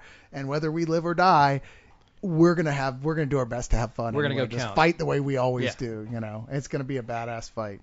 Yeah, that's the number one thing I wish that we could get a big budget just to see. I mean, if they were ever do a movie out of the Buffyverse, I'd like to see that battle play out. Yeah, Boreanaz has already said, well, I don't know. I'd have to see the script first. He's getting pretty long in the tooth, too. Yeah. Yeah, I he, mean, does, if you- he does not look like the young vampire he was in Buffy season 1. Yeah. Yeah, Well, between Buffy season 1 and the final season of Angel, you're like, you're immortal, You're not never immortal, changing, dude. huh, Fatty? Cross between CG and shadows, and give it another 5 Little years. Vaseline on the lens. That de-aging CG they used on Patrick Stewart in X-Men or in Wolverine should work much better. You see him you remember that when you look at him in there? That was the worst. That was so creepy. I didn't realize that was actually Patrick Stewart. I just thought that was a CG model. No, it was him. They de-aged. He looked like a fetus crossed with Patrick Stewart. He looked kind of shiny, like there was still with like I don't know. Ew. But like one of those I'm going to clones one of that's not those Cyrus stable. moments. Like you're like, it's a perfect clone, and you go shake his hand, and he explodes right there. Yeah. He took it out of the oven just a few minutes early. Yeah. Harris, did you have one? The name of the episode is escaping me, but the final episode of season 4, where Wolfram Hart comes along and goes, "Well, you beat us. Here you go. What? No, the keys." you're completely in control of us now. But you're evil. Home. I think. No, No, it's not that. You can keep talking. But anyway, about yeah, it was the same one. It was like they're just like, here are the keys. You own the company now, but you're evil. Yeah, you guys aren't. You can do whatever you want with it. It's not Fade Away. No, that's No, that was the Was one that I not it? called. Oh, I'm That's sorry. season one. You're right. Season Did I five. skip Yeah. past it? No, I think it was Home. Yeah, season Yeah. 5. And it was really home, did I'm kind of sorry. just drive home. It's like, okay, you beat the ultimate evil. What, it's the happily ever after part. What now? I don't know. That was while I love that part of that, was kind of the epilogue. I just couldn't. That was more. It had too much Connor and Cordelia and a coma and all that stuff. I hate that aspect of that show so much.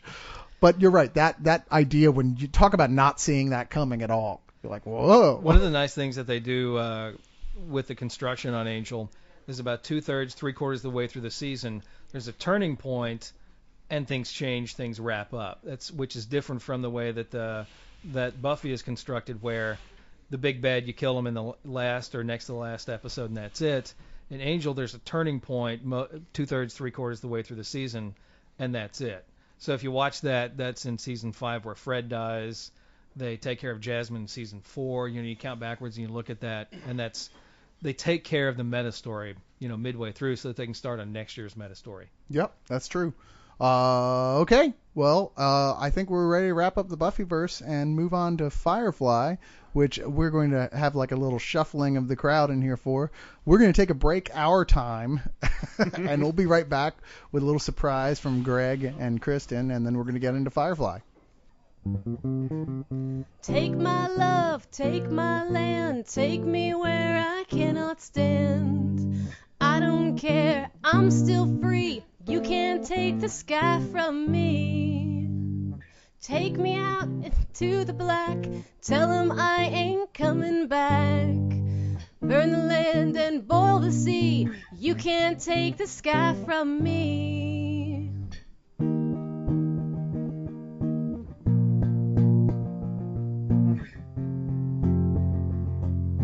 There's no place that I can be since I found serenity. You can't take the sky from me. All right. Not bad at all. Encore. That was much better than I expected it would be. Once more with Wow, What a dick. thanks, Cyrus. I had to especially thank Greg, who has never seen this show ever, and I was like, here, learn this, and he did it. So. That Thanks, was pretty Greg. nice of him, although he has already skedaddled. He played, put down his guitar, and went to go get alcohol, which I can't blame him. Hey, wait to check the Colts game or whatever. It could be the... I'd like to Yeah. add that Grant's got this hilarious shirt. It's a line drawing of Spider-Man, but he's like looking over his shoulder in this sassy kind of way. It's very, very humorous. What? I'm Spider-Man. That's the I caught Spider-Man baiting picture.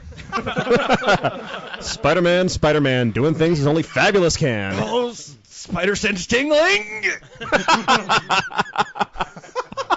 Why are all these... Oh webs God, all no! over Out the of spider fluid. Yep. Why are all these webs all over the bathroom?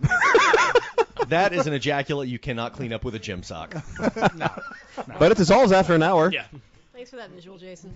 Yeah, that was lovely. I helped. Well, if it was properly you a didn't. spider, it'd be coming out his ass anyway. Okay. We were don't talking even- about Firefly, I believe. See, Yeah, it's one of this- those things, Harris, we all I'm know gonna take that, off my shirt now. but we've agreed not to ever speak of it. Okay, so we're back for the Firefly. We're back to Firefly. Firefly. Yeah. It's the Whedon episode, and we're here to talk about Firefly, which was really the gateway for an awful lot of folks into Whedon, some of which never went back and checked out the door with the Buffy behind it, which they really should, but some people just started from Firefly, went on, which is fine. Hey, not everybody's into those backdoor shenanigans. Well, it's Spider-Man, but, you know. And just for you guys to note, since there's new voices, me, Grant, and Jason Murphy are here. Howdy. Me, Grant, and When Jason. when we said backdoor Me, shenanigans, comic. Grant just perked right up. Me, oh yeah. Me, parentheses, you meant. Yes. Parentheses. Oh. People are like, who punctuation. is the first guy? All right, Christ. Roll call already. All right, we'll go around again. Oh. I'm Cyrus. Leon's back. Jason. Geezer Butler. Kristen ain't leaving for Joss. Super Scroll. Fish. Stick. And Grant. You're not going to be just fish. Why won't you get that through your head? You are fisherman now. Can I just Or let's go back to Padawan. I hear Jason likes fish sticks. can it just be Well, you're not going to be Shatner, that's for damn sure, despite my joke. Look, So. we said I'll it was- take that. We said it was the fisherman. We're sticking with it. Can it just be like, can I change costumes? Like, go back to fish after. You know what? Next semester, maybe we'll let you pick. But How for right about now, you're the Aqualad? fisherman. Aqualad, no, we said that was too cool for him. Aqualad is too cool. Okay, so Firefly. That's Yeah, what so we're talking about? Firefly, yeah, Firefly was the series that when he said, you know what, I'm going to go to Fox. Why would they ever do anything to hurt me? Yeah, he hadn't had his heart broken yet. He hadn't, because like it was WB that was originally Buffy was on, and then that got moved. Not because WB canceled it, but because WB was quite frankly ending. It got bought by UPN in a bidding war to finish off the last two seasons. So he had yet to have his heart broken by Fox. No, he had no idea. Firefly was in one of the many examples of Fox shows where they gave it a break and you say, okay, yeah, let's try something new.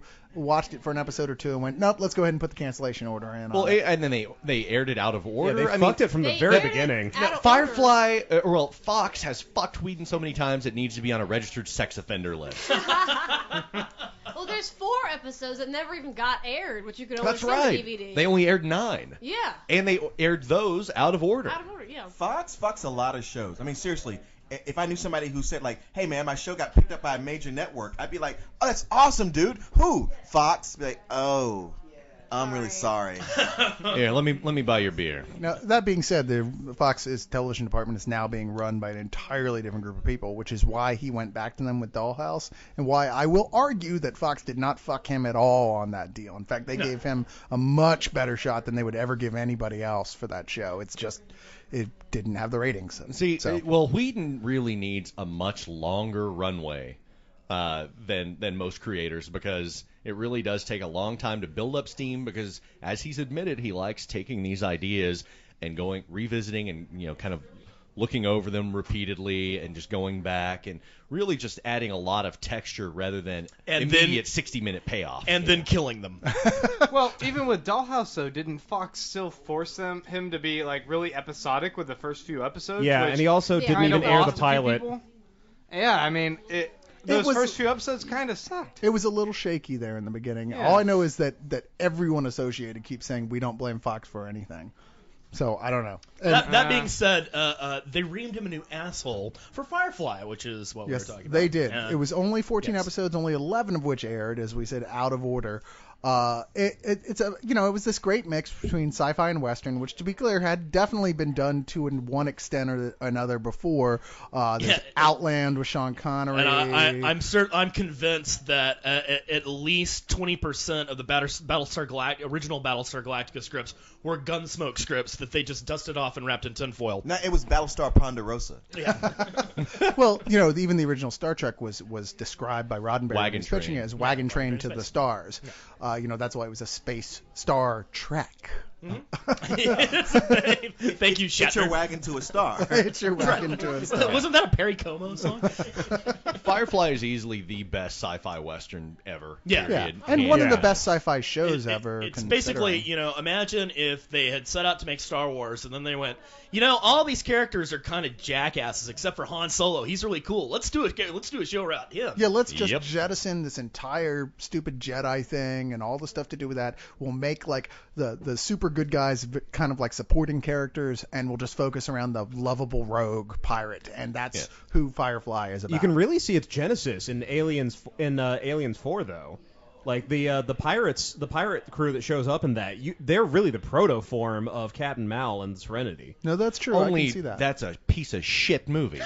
See, Well, it's another case where Whedon got fucked over. He wrote the script, and then they gave it to a guy who couldn't read English. I thought he wrote I do Alien not want any of 3. these. No, with the it's exception 4, of okay. Winona Ryder, that movie is great until the alien regenesis thing happens in the last reel. Because the first part of it is funny, the dialogue is funny, there's lots of clever sequences in it, and the pirates are great. I don't know. It's just Winona Ryder's It's all annoying. goofy and overacted, and then you got that freaky looking dude that Jeunet puts in all of his films, the guy in the Dominic wheelchair. Swain. Yeah, I call him Froggy. yeah, that little mutant. I don't know. It was just He looks like Popeye's younger brother to me. I hated that fucking movie. But anyway, Lots of Firefly. people did. I just learned to forgive it.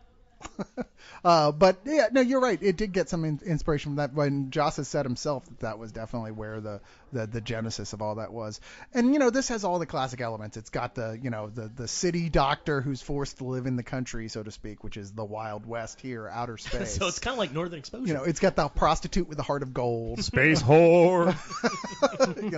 I mean, It's Miss Kitty, except they actually admit that she's a whore. in this. yeah, it's got the big. We don't use that word. It's companion. It's got the big, broody, tough guy who's lovable but still a little more dangerous than everybody else. and that was one of the dynamics that I really liked about Jane was that he was, and Whedon's great at this, is that you really hate him for the longest time, but then he just has this turnaround, much like in Deadwood, to where you'll hate characters and then grow to love them as they're not black or white. They become very textured. Because I couldn't stand Jane.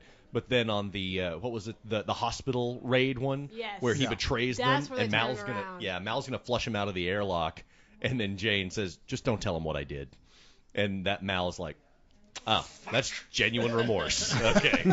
And after that, he really feels like one of the crew, especially in Serenity, especially in the film when they're having their Alamo stand against the Reavers. Well, he always the interesting thing about that character is that he always feels like he's one impossible situation away from turning on everybody anyway, and you're constantly, that's something that interests you as a viewer. Is he going to turn on them again? Is this going to be it where he says, "Fuck it, I'm going to throw in my lot with the clear winners in this situation"? And of course, he never actually does. But that was one of the things I think is that you do really like to watch in that character. That and what they do with him in the episode Janestown. Oh, of course. Oh yeah. The hero of Kent. Where they show up at the little mud This must pit be of a what going town. mad feels like. And there's a statue of him, and like everyone there loves him like this folk hero, and he thought they would all be ready to kill him. Yeah. And that's just that's maybe my second favorite episode of the show. It's a good But, one. Yeah, they do such a good job in such short space of detailing most of the characters. The episode which could have easily been the first one, Out of Gas, where it shows like how every character Plus all the first backstories. came onto the ship is it's not a bad starting place anyway. If you were to pick just one episode to watch, that wouldn't be a bad one. But even so, That might be my favorite one, actually. 14 is not enough, even with the fantastic, and I'm talking like in my top 3 of all time sci-fi movies, movie Serenity, the theatrical film, is just not enough. And I think it seems clear that everyone involved, from what I've heard, has said it would take nothing to get us back to do another one. Except for Alan Tudyk. Tudyk. Well, yeah, but Really? Wash was not supposed to be killed in the movie. The only reason he is because Alan did not want to be attached to the series anymore because he wanted to go off and do other things. And so he asked Joss to kill his character Well, off. that's worked out great. Well, he's Actually, appeared. Hey, he was a lot in of stuff Dodgeball. right Yeah, now. he's Back up. been in tons of He's shit. all over the Yeah, things. he's had a lot of work since Should I then. say it? Has it been said yet? Oh, good for you. Way to go, Steve the pirate. Like, Fucking splitter. I felt very cheated by his death. I'm like, what the fuck is that? Why- That why was would the you do biggest that? sucker punch of a death since Why? Apollo Creed. When I saw that in the theater, everybody, it was mostly people who had never seen the show either. So everybody's loving it. He's like their favorite character. Everyone's laughing during the whole "I'm a leaf on the wind," and then all of a sudden, boom, stake to the heart. I have never heard a theater go silent like that before. Yeah. I would offer a differing opinion because having not watched the show, I could see the movie Serenity and go like, okay, there's a bunch of things happening here that seem to have a backstory that I have no clue to. And when that guy died, I was like, well, good, because I was kind of getting annoyed with his little comments here and there. Yeah, when I went to see it, Wow. Did it You're hurt when they pulled out banned. your soul? Yes, but Mean. I think you should take into account that a lot of people that are going to watch Serenity aren't horrible. when I went to see Serenity, it was opening weekend. Went to see it at the Draft House, of course, and it was. I was dating this one girl, and it was like one of the first couple of dates. I had already seen all of Firefly and loved it and everything. She had never seen it, never heard of it. And she was snickering through the whole thing. And when it was over, she rolled her eyes. And then we're getting into the car, and she's like, "Oh, you want to go get something to drink?" No, I really don't. I mean, yeah, I do, but I do, but not with you. I could not possibly stay erect. Yeah, I just took her home. I was Thinking like, about Did how you open the other lame door and you just kick are. her out? yeah, No, exactly. I still can't get over Leon. What Flushed her out Leon the just airlock. said. Jesus Christ, really? You thought he was annoying? Curse your sudden but inevitable betrayal. I had to throw that line in there somewhere. I'm sorry, I'm not trying to be harsh. It's just I was watching it. I'm like, okay, this guy fashions himself as a guy who has to come in and make his little comments here and there, but it's kind of annoying me. I wish they'd And they kill a seem to geeky really- white guy. Well, it That'd seemed make like me they really happy. tried to like throw down our throat to like, hey, look, interracial couple, huh? It's like, oh, okay, I guess. Wait, there was an interracial couple. I didn't get that at all. Yeah. Well, it's because you watched the show. You had they look. It's different when you watch a show when they have a long time to integrate you to the characters. You get to know them. You get to know everything. And I mean, I know I've had this happen to me before with things I've watched. Like, take for instance, it's probably not the best example, but the Reno 911 movie, where I watch that show all the time. This is a great parallel, by the way, but keep going. I'm just saying, like to me, I know what I'm opening myself up to with this. It's But like Kayla defending wow. the movie using Mac and Me. Wow, that precipice that Okay, you're you- standing over is you take that back. really gaping. All I can No, say is, wait. I want to hear him dig himself further. I watched the movie and enjoyed it and thought it was funny, but at the same time, I had to go like, you know what? For somebody who hasn't watched this for a while and knows these characters and know how funny some of these setups are, it might not be so much to them. I recognize that. I will leap to your defense, if only to say, if you have the opportunity to see Serenity before you have seen Firefly, don't. Go see Firefly or watch all the Firefly episodes and then go see Serenity, just because you'll enjoy it way more. That being said, I do think it stands alone and is worth watching. My brother if you saw can. Serenity in the theater. He's like, oh, sci-fi movie, I'll go check it out. And then he calls me and he's like, I saw this great movie, Serenity. I'm like, really? Did you watch the series? There's a series? Yeah, I And actually then talked he to went back, so watched many all people. of them, Yeah. and then went back and saw the movie again, like all in the course of like a weekend. That's kind of how I did. I had caught a few episodes of the series when they aired, but it was always like trying to watch that show was fucking impossible. And so I was like, well, I know I like this 1 or 2 episodes I've seen in the show, but then when the movie came out, I'm like, all right, I saw it in the theater, then I went back and watched everything, and then the movie again, and it was everything I wanted it to be. See, okay, at the risk of being completely exiled from the league. No, you're past that, but go ahead. Okay, good. Now I can just say whatever I want. Like, honestly, watching it, when they got to the part with the Reavers, all I could think was how much it reminded me of a Paul Anderson movie. Just like Event Horizon or some other alien rip-off thing. Holy Batman. Outlander!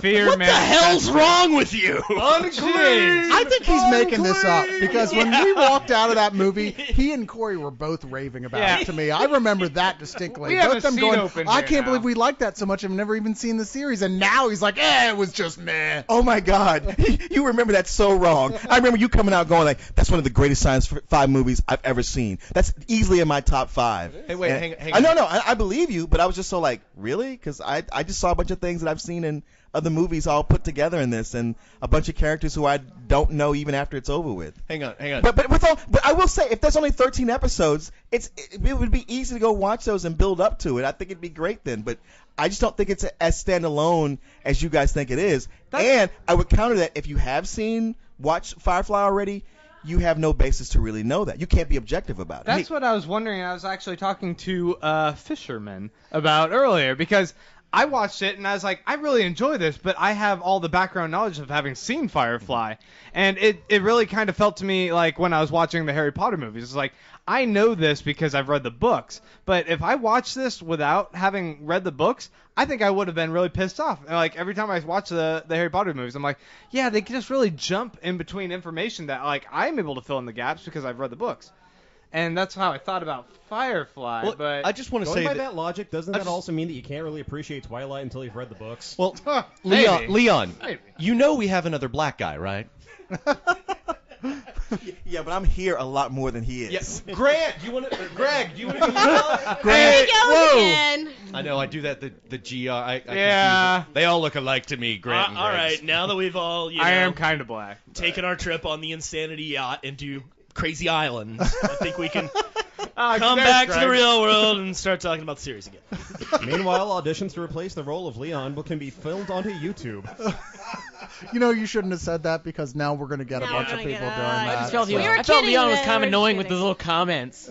His little comments. No, having not really followed the series before I watched the movie, I just had this vague notion of Reavers. Like, 'cause I think the only one I'd seen was the episode where all the guys are strung up, in another spaceship. And so I was just like, I remember Reavers being terrifying, but I never knew anything about them apart from that they're terrifying. So when you saw the movie, you're just like, oh God, it's everything that they said. What did you guys think of the 3-issue mini that bridges the gap between Firefly and Serenity? I liked it, but It was okay. Yeah, I mean, they tried to do something with the Blue Hands, and it just ended up going nowhere. I mean, Yeah. they never even catch up with the crew. They just die off, kind of off panel. I mean, I liked knowing why Nara left the ship and where Book went. And like, I liked having that plugged in to start the movie, but the comic just wasn't as good as the book. It didn't, the movie or the TV show. It didn't felt match up. very supplemental rather than core. Yes, you got it. Yeah. That's why I phrased Yeah, it. no, I agree. There have been 2 miniseries. In fact, there's a Oh, Who's really? Left Behind. There's Better Days. There's something called The Other Half, which is an 8-page online story. And I there's- guess I've only read Better Days. I No, think I that was think- the no. one that. No, Those Isn't- Left Behind is Yeah, is the Better original. Days. okay. It's kind of like it goes through, it goes through like their like daydreams, kind of like where it's almost Whedon's like where I would go with the show. It feels like kind of because it's like what if like the relationships kept building, sort of. I don't know. It's guess like I they didn't- go through like a successful heist in the beginning, and they all kind of relax and they talk about what they want to do, and this is like right before the movie. Did Whedon write it? I think so. That's probably why I didn't read it. I own it. I own Better Days. You're It's- still mad I'll at read it. Astonishing X-Men, aren't you? Dude, Whedon can't write a fucking comic book. I'm sorry. I- It's sad. Reading the Buffy comic, I was like, this is great. Oh, Brian Vaughn wrote it. And then the Whedon ones were just incomprehensible nonsense. And then Astonishing went off the rails and sends Kitty Pryde into space in a giant metal dildo. I was like, really? Wait. Why is this a bad thing? He's had that dream so many times. Yeah. I must be the only person who has that dream. But no, I mean, the thing I loved about Firefly is that it just really had so much heart. You know, it's especially at the very end when Mal is trying to do the right thing despite the fact that it might get everyone killed. And, the whole "that makes us mighty" speech is just chilling. It's so good. I think the other part that I like about it beyond the heart was the fact that so much of it, like, Mal is Captain Sensible. You know, this guy is threatening to follow you across. Mal is the basis for the Damned. That's what I thought too. It's like, wait, what? What? I want to hear this. No, he's like, if someone's threatening to follow him through the verse and the last thing you're going to see is my knife, and, well, okay, fine, why do I have to keep you alive? Boom, into the engine. All right, let's grab the next guy. He might be a little more amenable. Yeah. I really like, one of my favorites is when Nishka, is that his name? Yes. Has kidnapped Mal and Wash, and he's torturing them just brutally. And Wash is fading quick, and Mal starts telling him how he's going to fuck Zoe when it's all done, and basically provokes him into staying alive. And then, of course, when Zoe comes and she picks Wash without hesitating, and Wash doesn't hesitate. Of course, the kind of milquetoast, non-brave pilot guy does not hesitate to arm himself. I'm like, no, we're fucking going back. We're gonna go get Mal, and that's just damn good moments like that are all through the entire series. Well, what I think he really nailed with the River characters, we'd seen him kind of doing someone with mental disabilities with Drusilla, but River, that speech when she talks about how the moment she feels real clear and the moment she feels real good terrify her, because as soon as she gets crazy again, she's scared she'll never get back to it. Mm-hmm. And having been very close to people with a lot of mental disabilities like that, just this. Well, you're sitting next to Bo. Yes. It's like crippling anxiety, crippling like that kind of stuff, and that was such a beautiful speech. Cause I couldn't word it better, but that speech nails what that kind of crazy anxiety is like for that. I was always ambivalent to River. Really, I didn't dislike her. I just didn't particularly care. I thought she was more of a plot device than a character. They didn't do much with her till the last episode. And until the movie, until the last scene in the movie, where she basically says, "You've always taken care of me. Now it's my turn," and then she goes out to save everyone. But at the very end, when they're about to take off in the ship, and Mal's about to say something, and he says, "But you know what I'm about to say, don't you?" And then she looks at him and she says, "Yeah, but I'd like to hear you say it." Yeah. That's really, really heartwarming. Joss Whedon and his strong female characters are just great. Oh, yeah. He writes strong female characters like no one else ever. No, there's a lot of argument about this precisely, though, because Whedon himself calls himself a feminist, and he's gone into detail about his feelings about feminism, but there's a strong argument that he's not really a true feminist at all, that, in fact, he just fetishizes feminism. Is this a good time to transition into Dollhouse? It very well may be. Yeah. And I think this is where a lot of the more recent discussions of this are taking place, because Dollhouse is sort of that jumping point where it starts getting into... At that point, even as a big defender, going, no, yes, it's not like he's going out like arguing, like reading from like feminist books and stuff. They're just strong characters. But this is where it goes into, okay, you really like to see like he put women into masturbatory, like rape slave fantasy in Dollhouse, and mind control has really mind control's always been one of his reoccurring themes. I mean, it's a very interesting story. I just feel like he didn't explore the areas that he could have with the story, and he dwelled too much on putting Eliza Dushku in skimpy outfits Well, she is the producer. Fighting. I want to. Well, in watching a lot of Whedon stuff, it's like, I get it. You want to portray strong females, and that's great, but stop shoving it down our throats. I think one of the advantages of the Firefly was the fact that it wasn't focused so heavily on that. It was a strong cast. That's why I think Firefly is so strong, because like it's one of the only things we had a strong male lead, and I liked to finally in this male perspective, since we'd seen on Buffy and. No, we're 2 for 2. I mean, if you're looking at lead characters. No, that's true. You got Mal and Angel. Mal and Angel and Buffy and really the whole cast really covers the gamut, just in terms of just personalities and attractive characters. I mean, it's not just Hollywood generic attractive either. I liked all of them. I think I think that's one of the keys to Whedon's success, is that he does work with the same actors a lot. And if you'll notice, almost everybody in the Firefly cast was on a Buffy or on an Angel. He works with the same people over and over again, even the supporting folks. Now, and I think that makes for a stronger cast. I mean, or makes for a stronger product. I had heard, and I don't know if this is true or not, that originally Mal was written for Nicholas Brendan, but he was a drunk. I don't know if that's... I hadn't heard that. Okay. Alcohol not problems. see it. I think this is all hearsay. I don't know. Well, it was a star-making turn for Nathan Fillion, who has become probably the biggest cult figure He's the new Bruce since Campbell. Bruce Campbell, Yeah. exactly.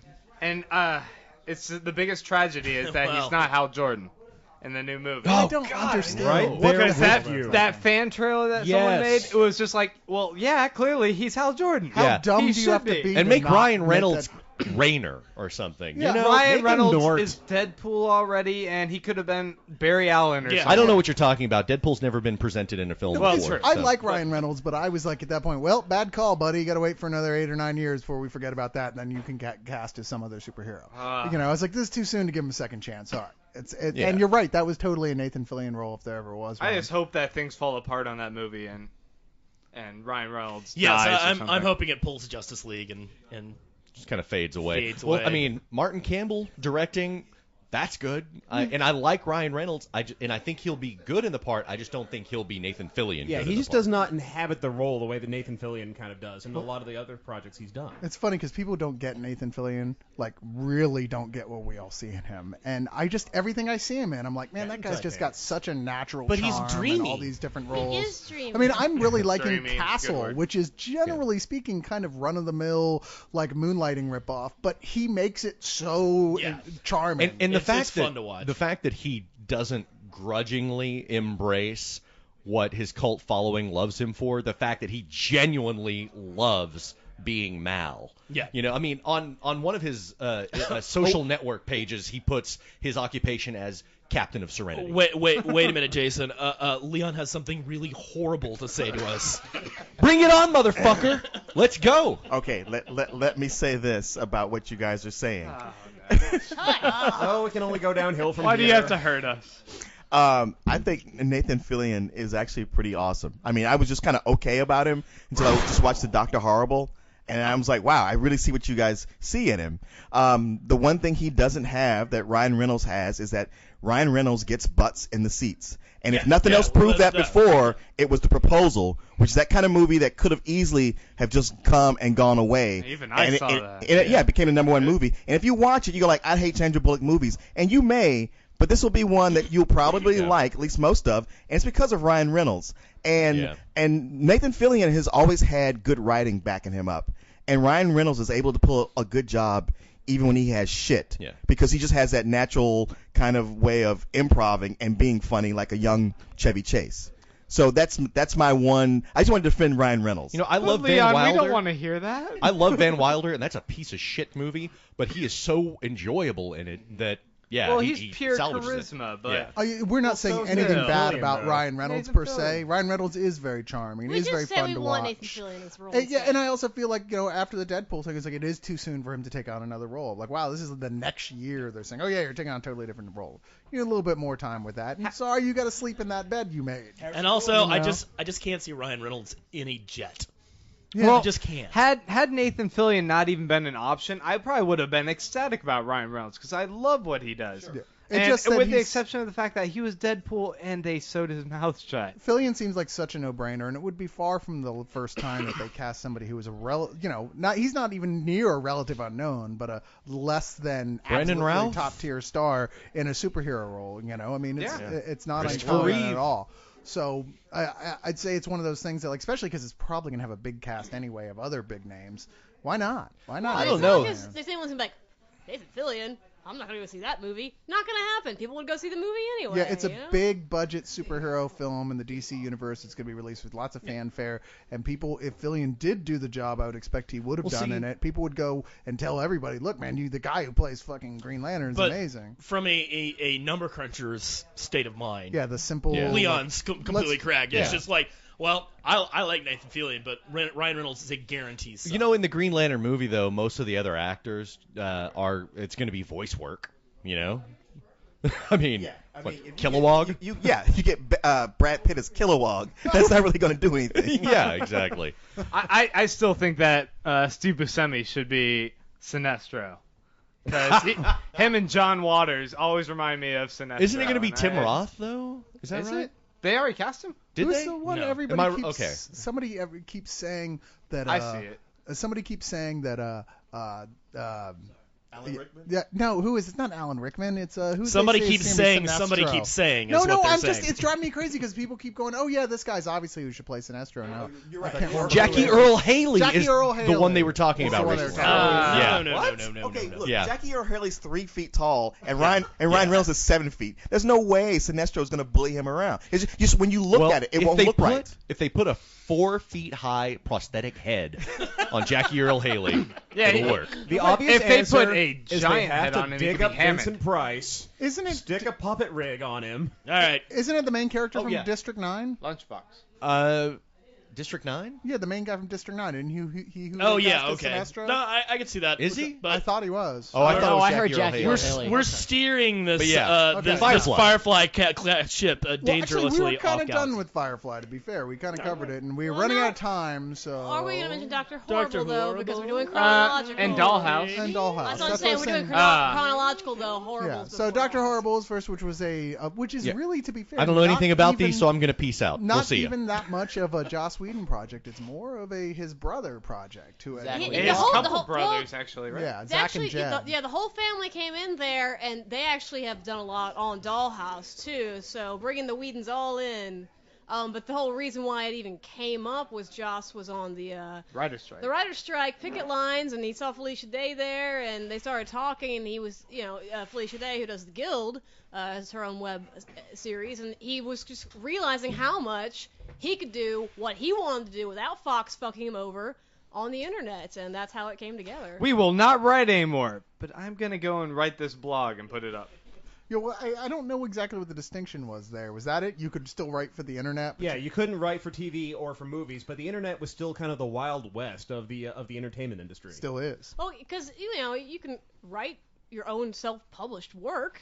You know, Yeah. you're not. He didn't do it necessarily for profit until he was able to sell it and put it back up like on iTunes and Right. Hulu. Right, Yeah, and- and it Afterwards. apparently earned the money back that it cost to make, and the first couple weeks it was up supposedly. Yeah, So and he self-funded it and got a lot of volunteers, and ended up being able. But to he pay for wasn't everything. considered a scab in any way for that?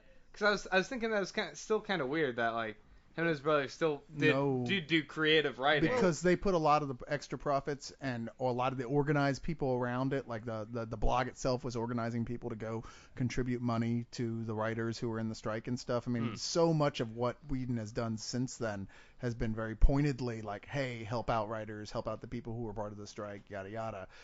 No, I don't think anybody was looking at him as a scab at all in that. In fact, it was very much if you listen to the commentary that comes on the DVD with it, which is done in hilarious. musical style and is just as funny as the movie itself. There's one of the whole songs is about nothing but the writers' strike, and explaining where they fell in that, what was going on historically.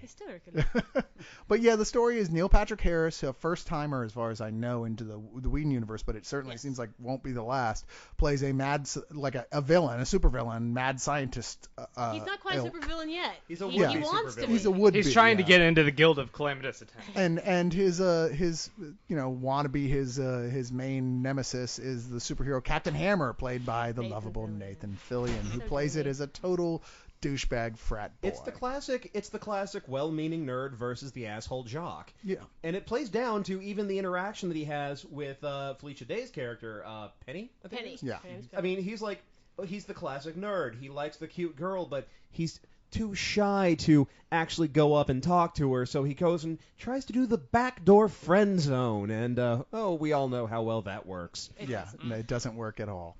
And it turns into quite the tragedy, really, which it really Big surprised surprise! me. Whedon is It tragedy. took me two times watching to like it, because the first time through I'm really enjoying it, and the ending Whedon tragedy, but it was like such a singular encapsulated project.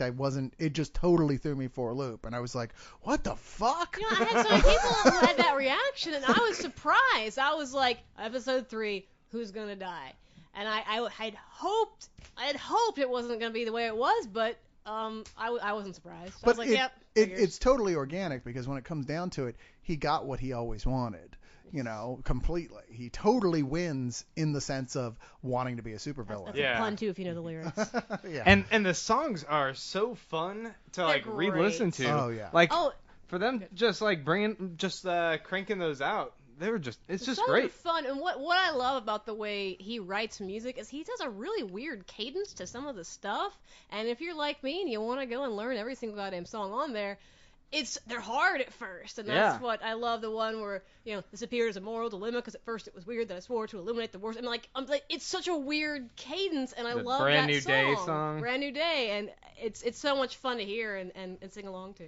And I will say to people who I've heard some, well, why would I even bother going to rent it or buy it? Because I can just watch it online for free, which is true. You still can, because you're missing out on, like I said, commentary of the musical, which you may poo-poo, but I sat and listened to it today straight through, and it is laugh out loud funny. It's a full-blown Some of the songs are better than the actual Dr. Horrible. It's a full-blown musical about the making of Dr. There are Horrible. moments with I was all the hearing it, cast. and I was just hearing it in passing, and every once in a while I would have to stop and just go, "Did they just say, oh God, I've got to listen to this," and like come into the room and just got to sit down for a minute. And there's lots of other extras on here. There's several different commentaries. There's lots of making of stuff on it. I mean, it's totally worth it to get the DVD, and apparently the proceeds help out writers or something. I don't know. And really, with the way the Dollhouse is turning out, Joss needs money. Yes, and that does bring us to Dollhouse, which was, in my book, a really significant misstep, and I can nail it down to the simple fact that Rapey McRapes a lot. it's not funny. Well, It's not funny at all, and that's where Joss can't do that. His stuff has to be funny to stuff work. needs an element of humor. Yeah, there's not a lot of humor, but we were talking about the most recent episode with Sierra's backstory. Not written by Joss, written by Jed Whedon and his wife Marissa. And directed by Jonathan Frakes, of all people. Yeah, so when you talk about, Joss not feminist, well, he didn't write that episode. No, that was one of the best Yeah. episodes of the whole It's the show. first time that it really achieves its full potential. I mean, there are times like with Epitaph 1 where you saw a lot of where it could go, or episodes like when they introduced Alpha, you saw a lot of really interesting parts of it that to this point they had never really explored. For the most part, it was the adventures of, Elijah Dushku, super whore. Yeah, and the cast of Battlestar Galactica.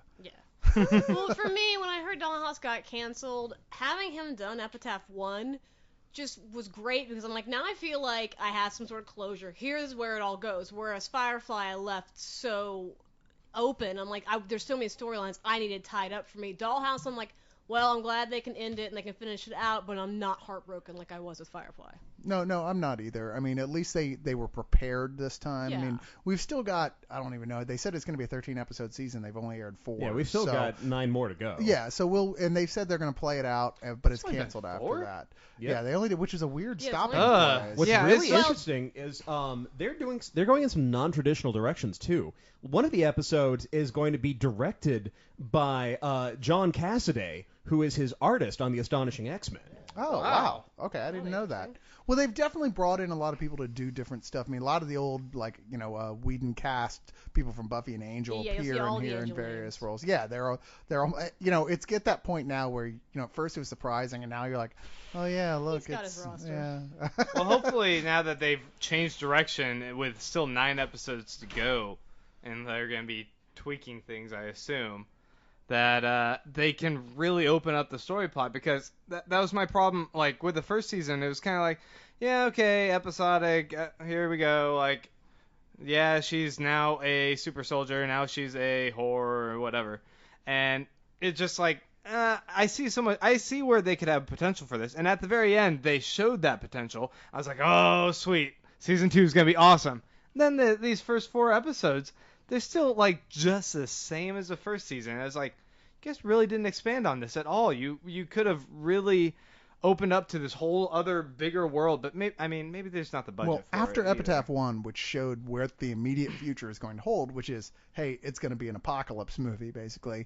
It's like, okay, let's just get right there. towards there. Why Yeah. are you going back to this ground we've already been on? Let's take the positive steps towards that. And it didn't feel like it was doing that at all. It just felt like it was treading over old ground again. Why are we doing? How long are you guys planning on doing this? Is this going to be Lost Season 2?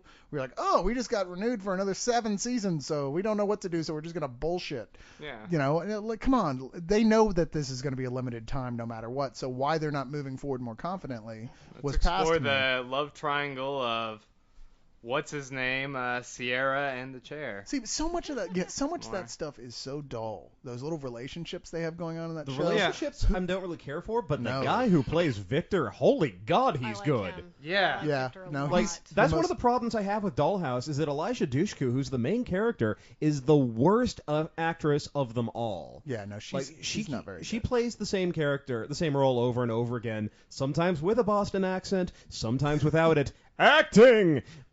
She can scream and tear really good, but that's all she can do. And I don't think she's really that good at playing the super good nice girl. You just don't buy it. You look at her and you go, you're not a super good nice girl. It's just not who you are. You're playing out of type, and you're not good enough of an actress to do that. But I kind of see her like Keanu Reeves, where she's a good empty shell for, generic bullshit personalities to just fill in the gaps episode to episode. Because I'm like, yeah, I don't see you having a rich personality of your own. So you at least just trying to pretend to have one every episode is okay to me. That's pretty funny. Okay. I mean, It's Neo. just watching her get overshadowed by everybody else around her. I mean, we've got actors who are already fairly well established, like, Tama Pennicott, who, if you liked Battlestar Galactica, you already know who he is, and he's kind of playing the same character.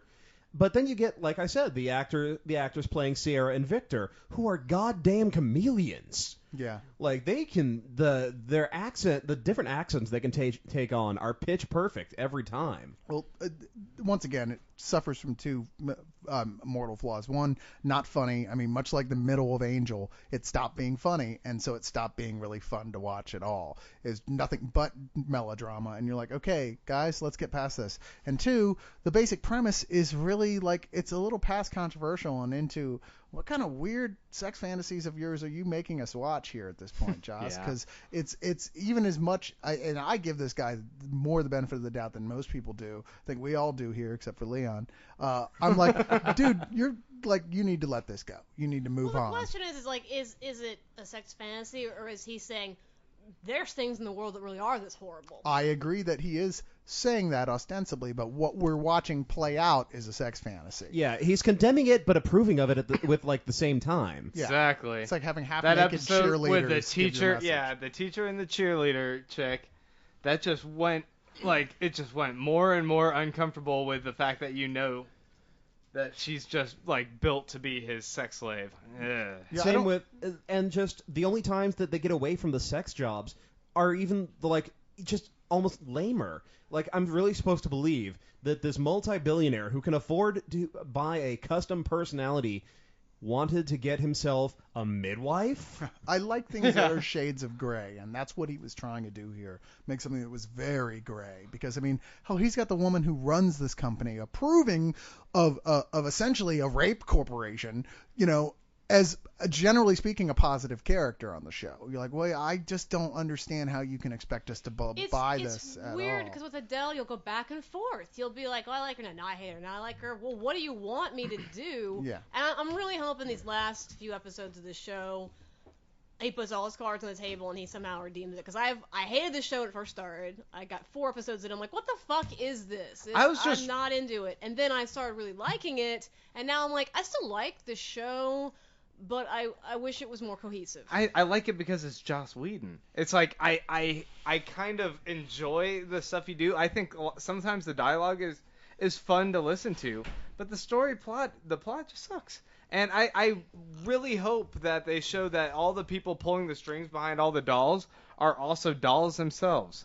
Controlling, because that's how I figured it should be. I think one of the things that stands out the most about Dollhouse is, unlike everything else he's done, there really isn't anybody that I like a lot in that cast. And the only fun, quirky character is that Topher guy. Yeah, Topher, who I hate. He's still an asshole.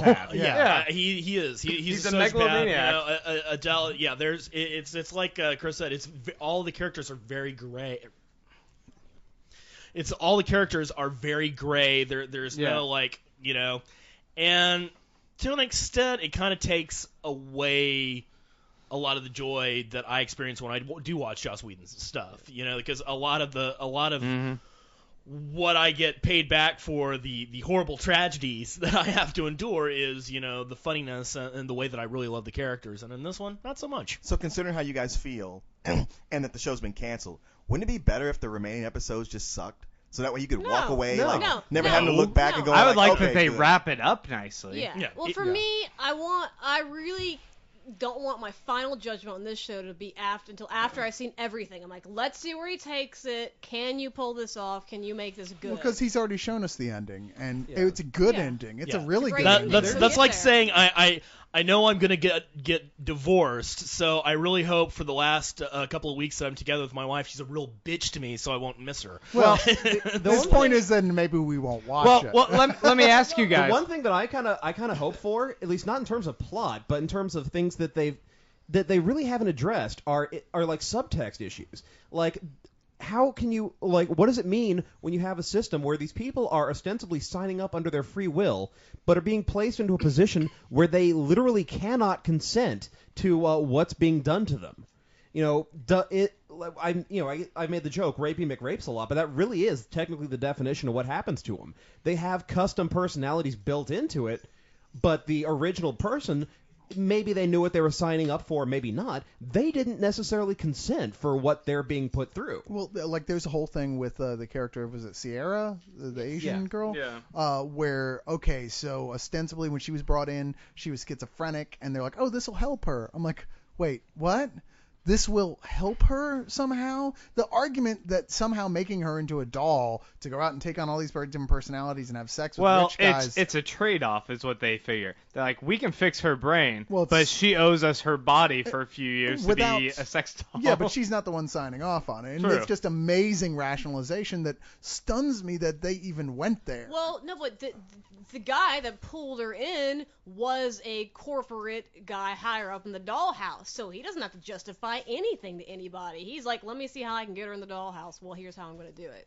So, no one needed to be justified. No one cared. And I think Dollhouse is completely, we don't have morals here. We don't make moral decisions. I mean, the show does raise some really incredible, discussions as far as, what is the nature of memory, what's the nature of how we punish people in this country, what's the nature of mental illness and, what we can manipulate, the body versus the soul. I mean, it's like, yeah, it is non-consensual in the fact that they didn't consent to the exact things that happened to them, but if they don't remember it in any way, is that really happening to them or it's happening to their body? I mean, where do you draw the line? Well, is that really them coming back when they put the original memories in? Because it is a copy. That's a relief to hear you say that, Bo, so I can finally get off my chest what happened at the last Christmas party. I was afraid you'd be mad. You downloaded my personality for fun again, didn't you? Well, it really makes me wonder now that he,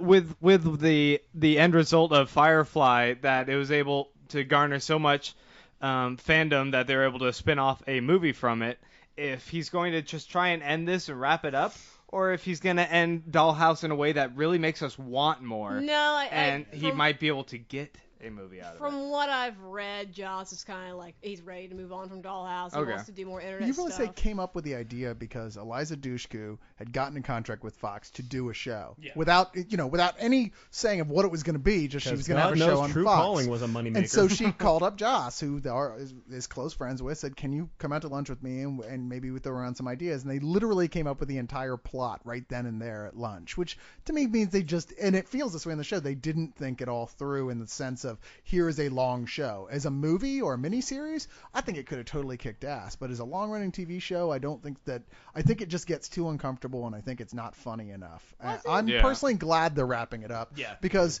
as going back to Firefly, as Nathan Fillion espoused recently on the show Castle, I want to be Mal again. He makes it very clear he'd be more than happy to go back to that role. And I think that if they were going to do anything at this point, it would be to go back and do more episodes of Firefly. Anyone listening really get down on us for shitting all over this show. It's not like it's not good. Yeah. It's really well written. It's better written than most of the stuff out there.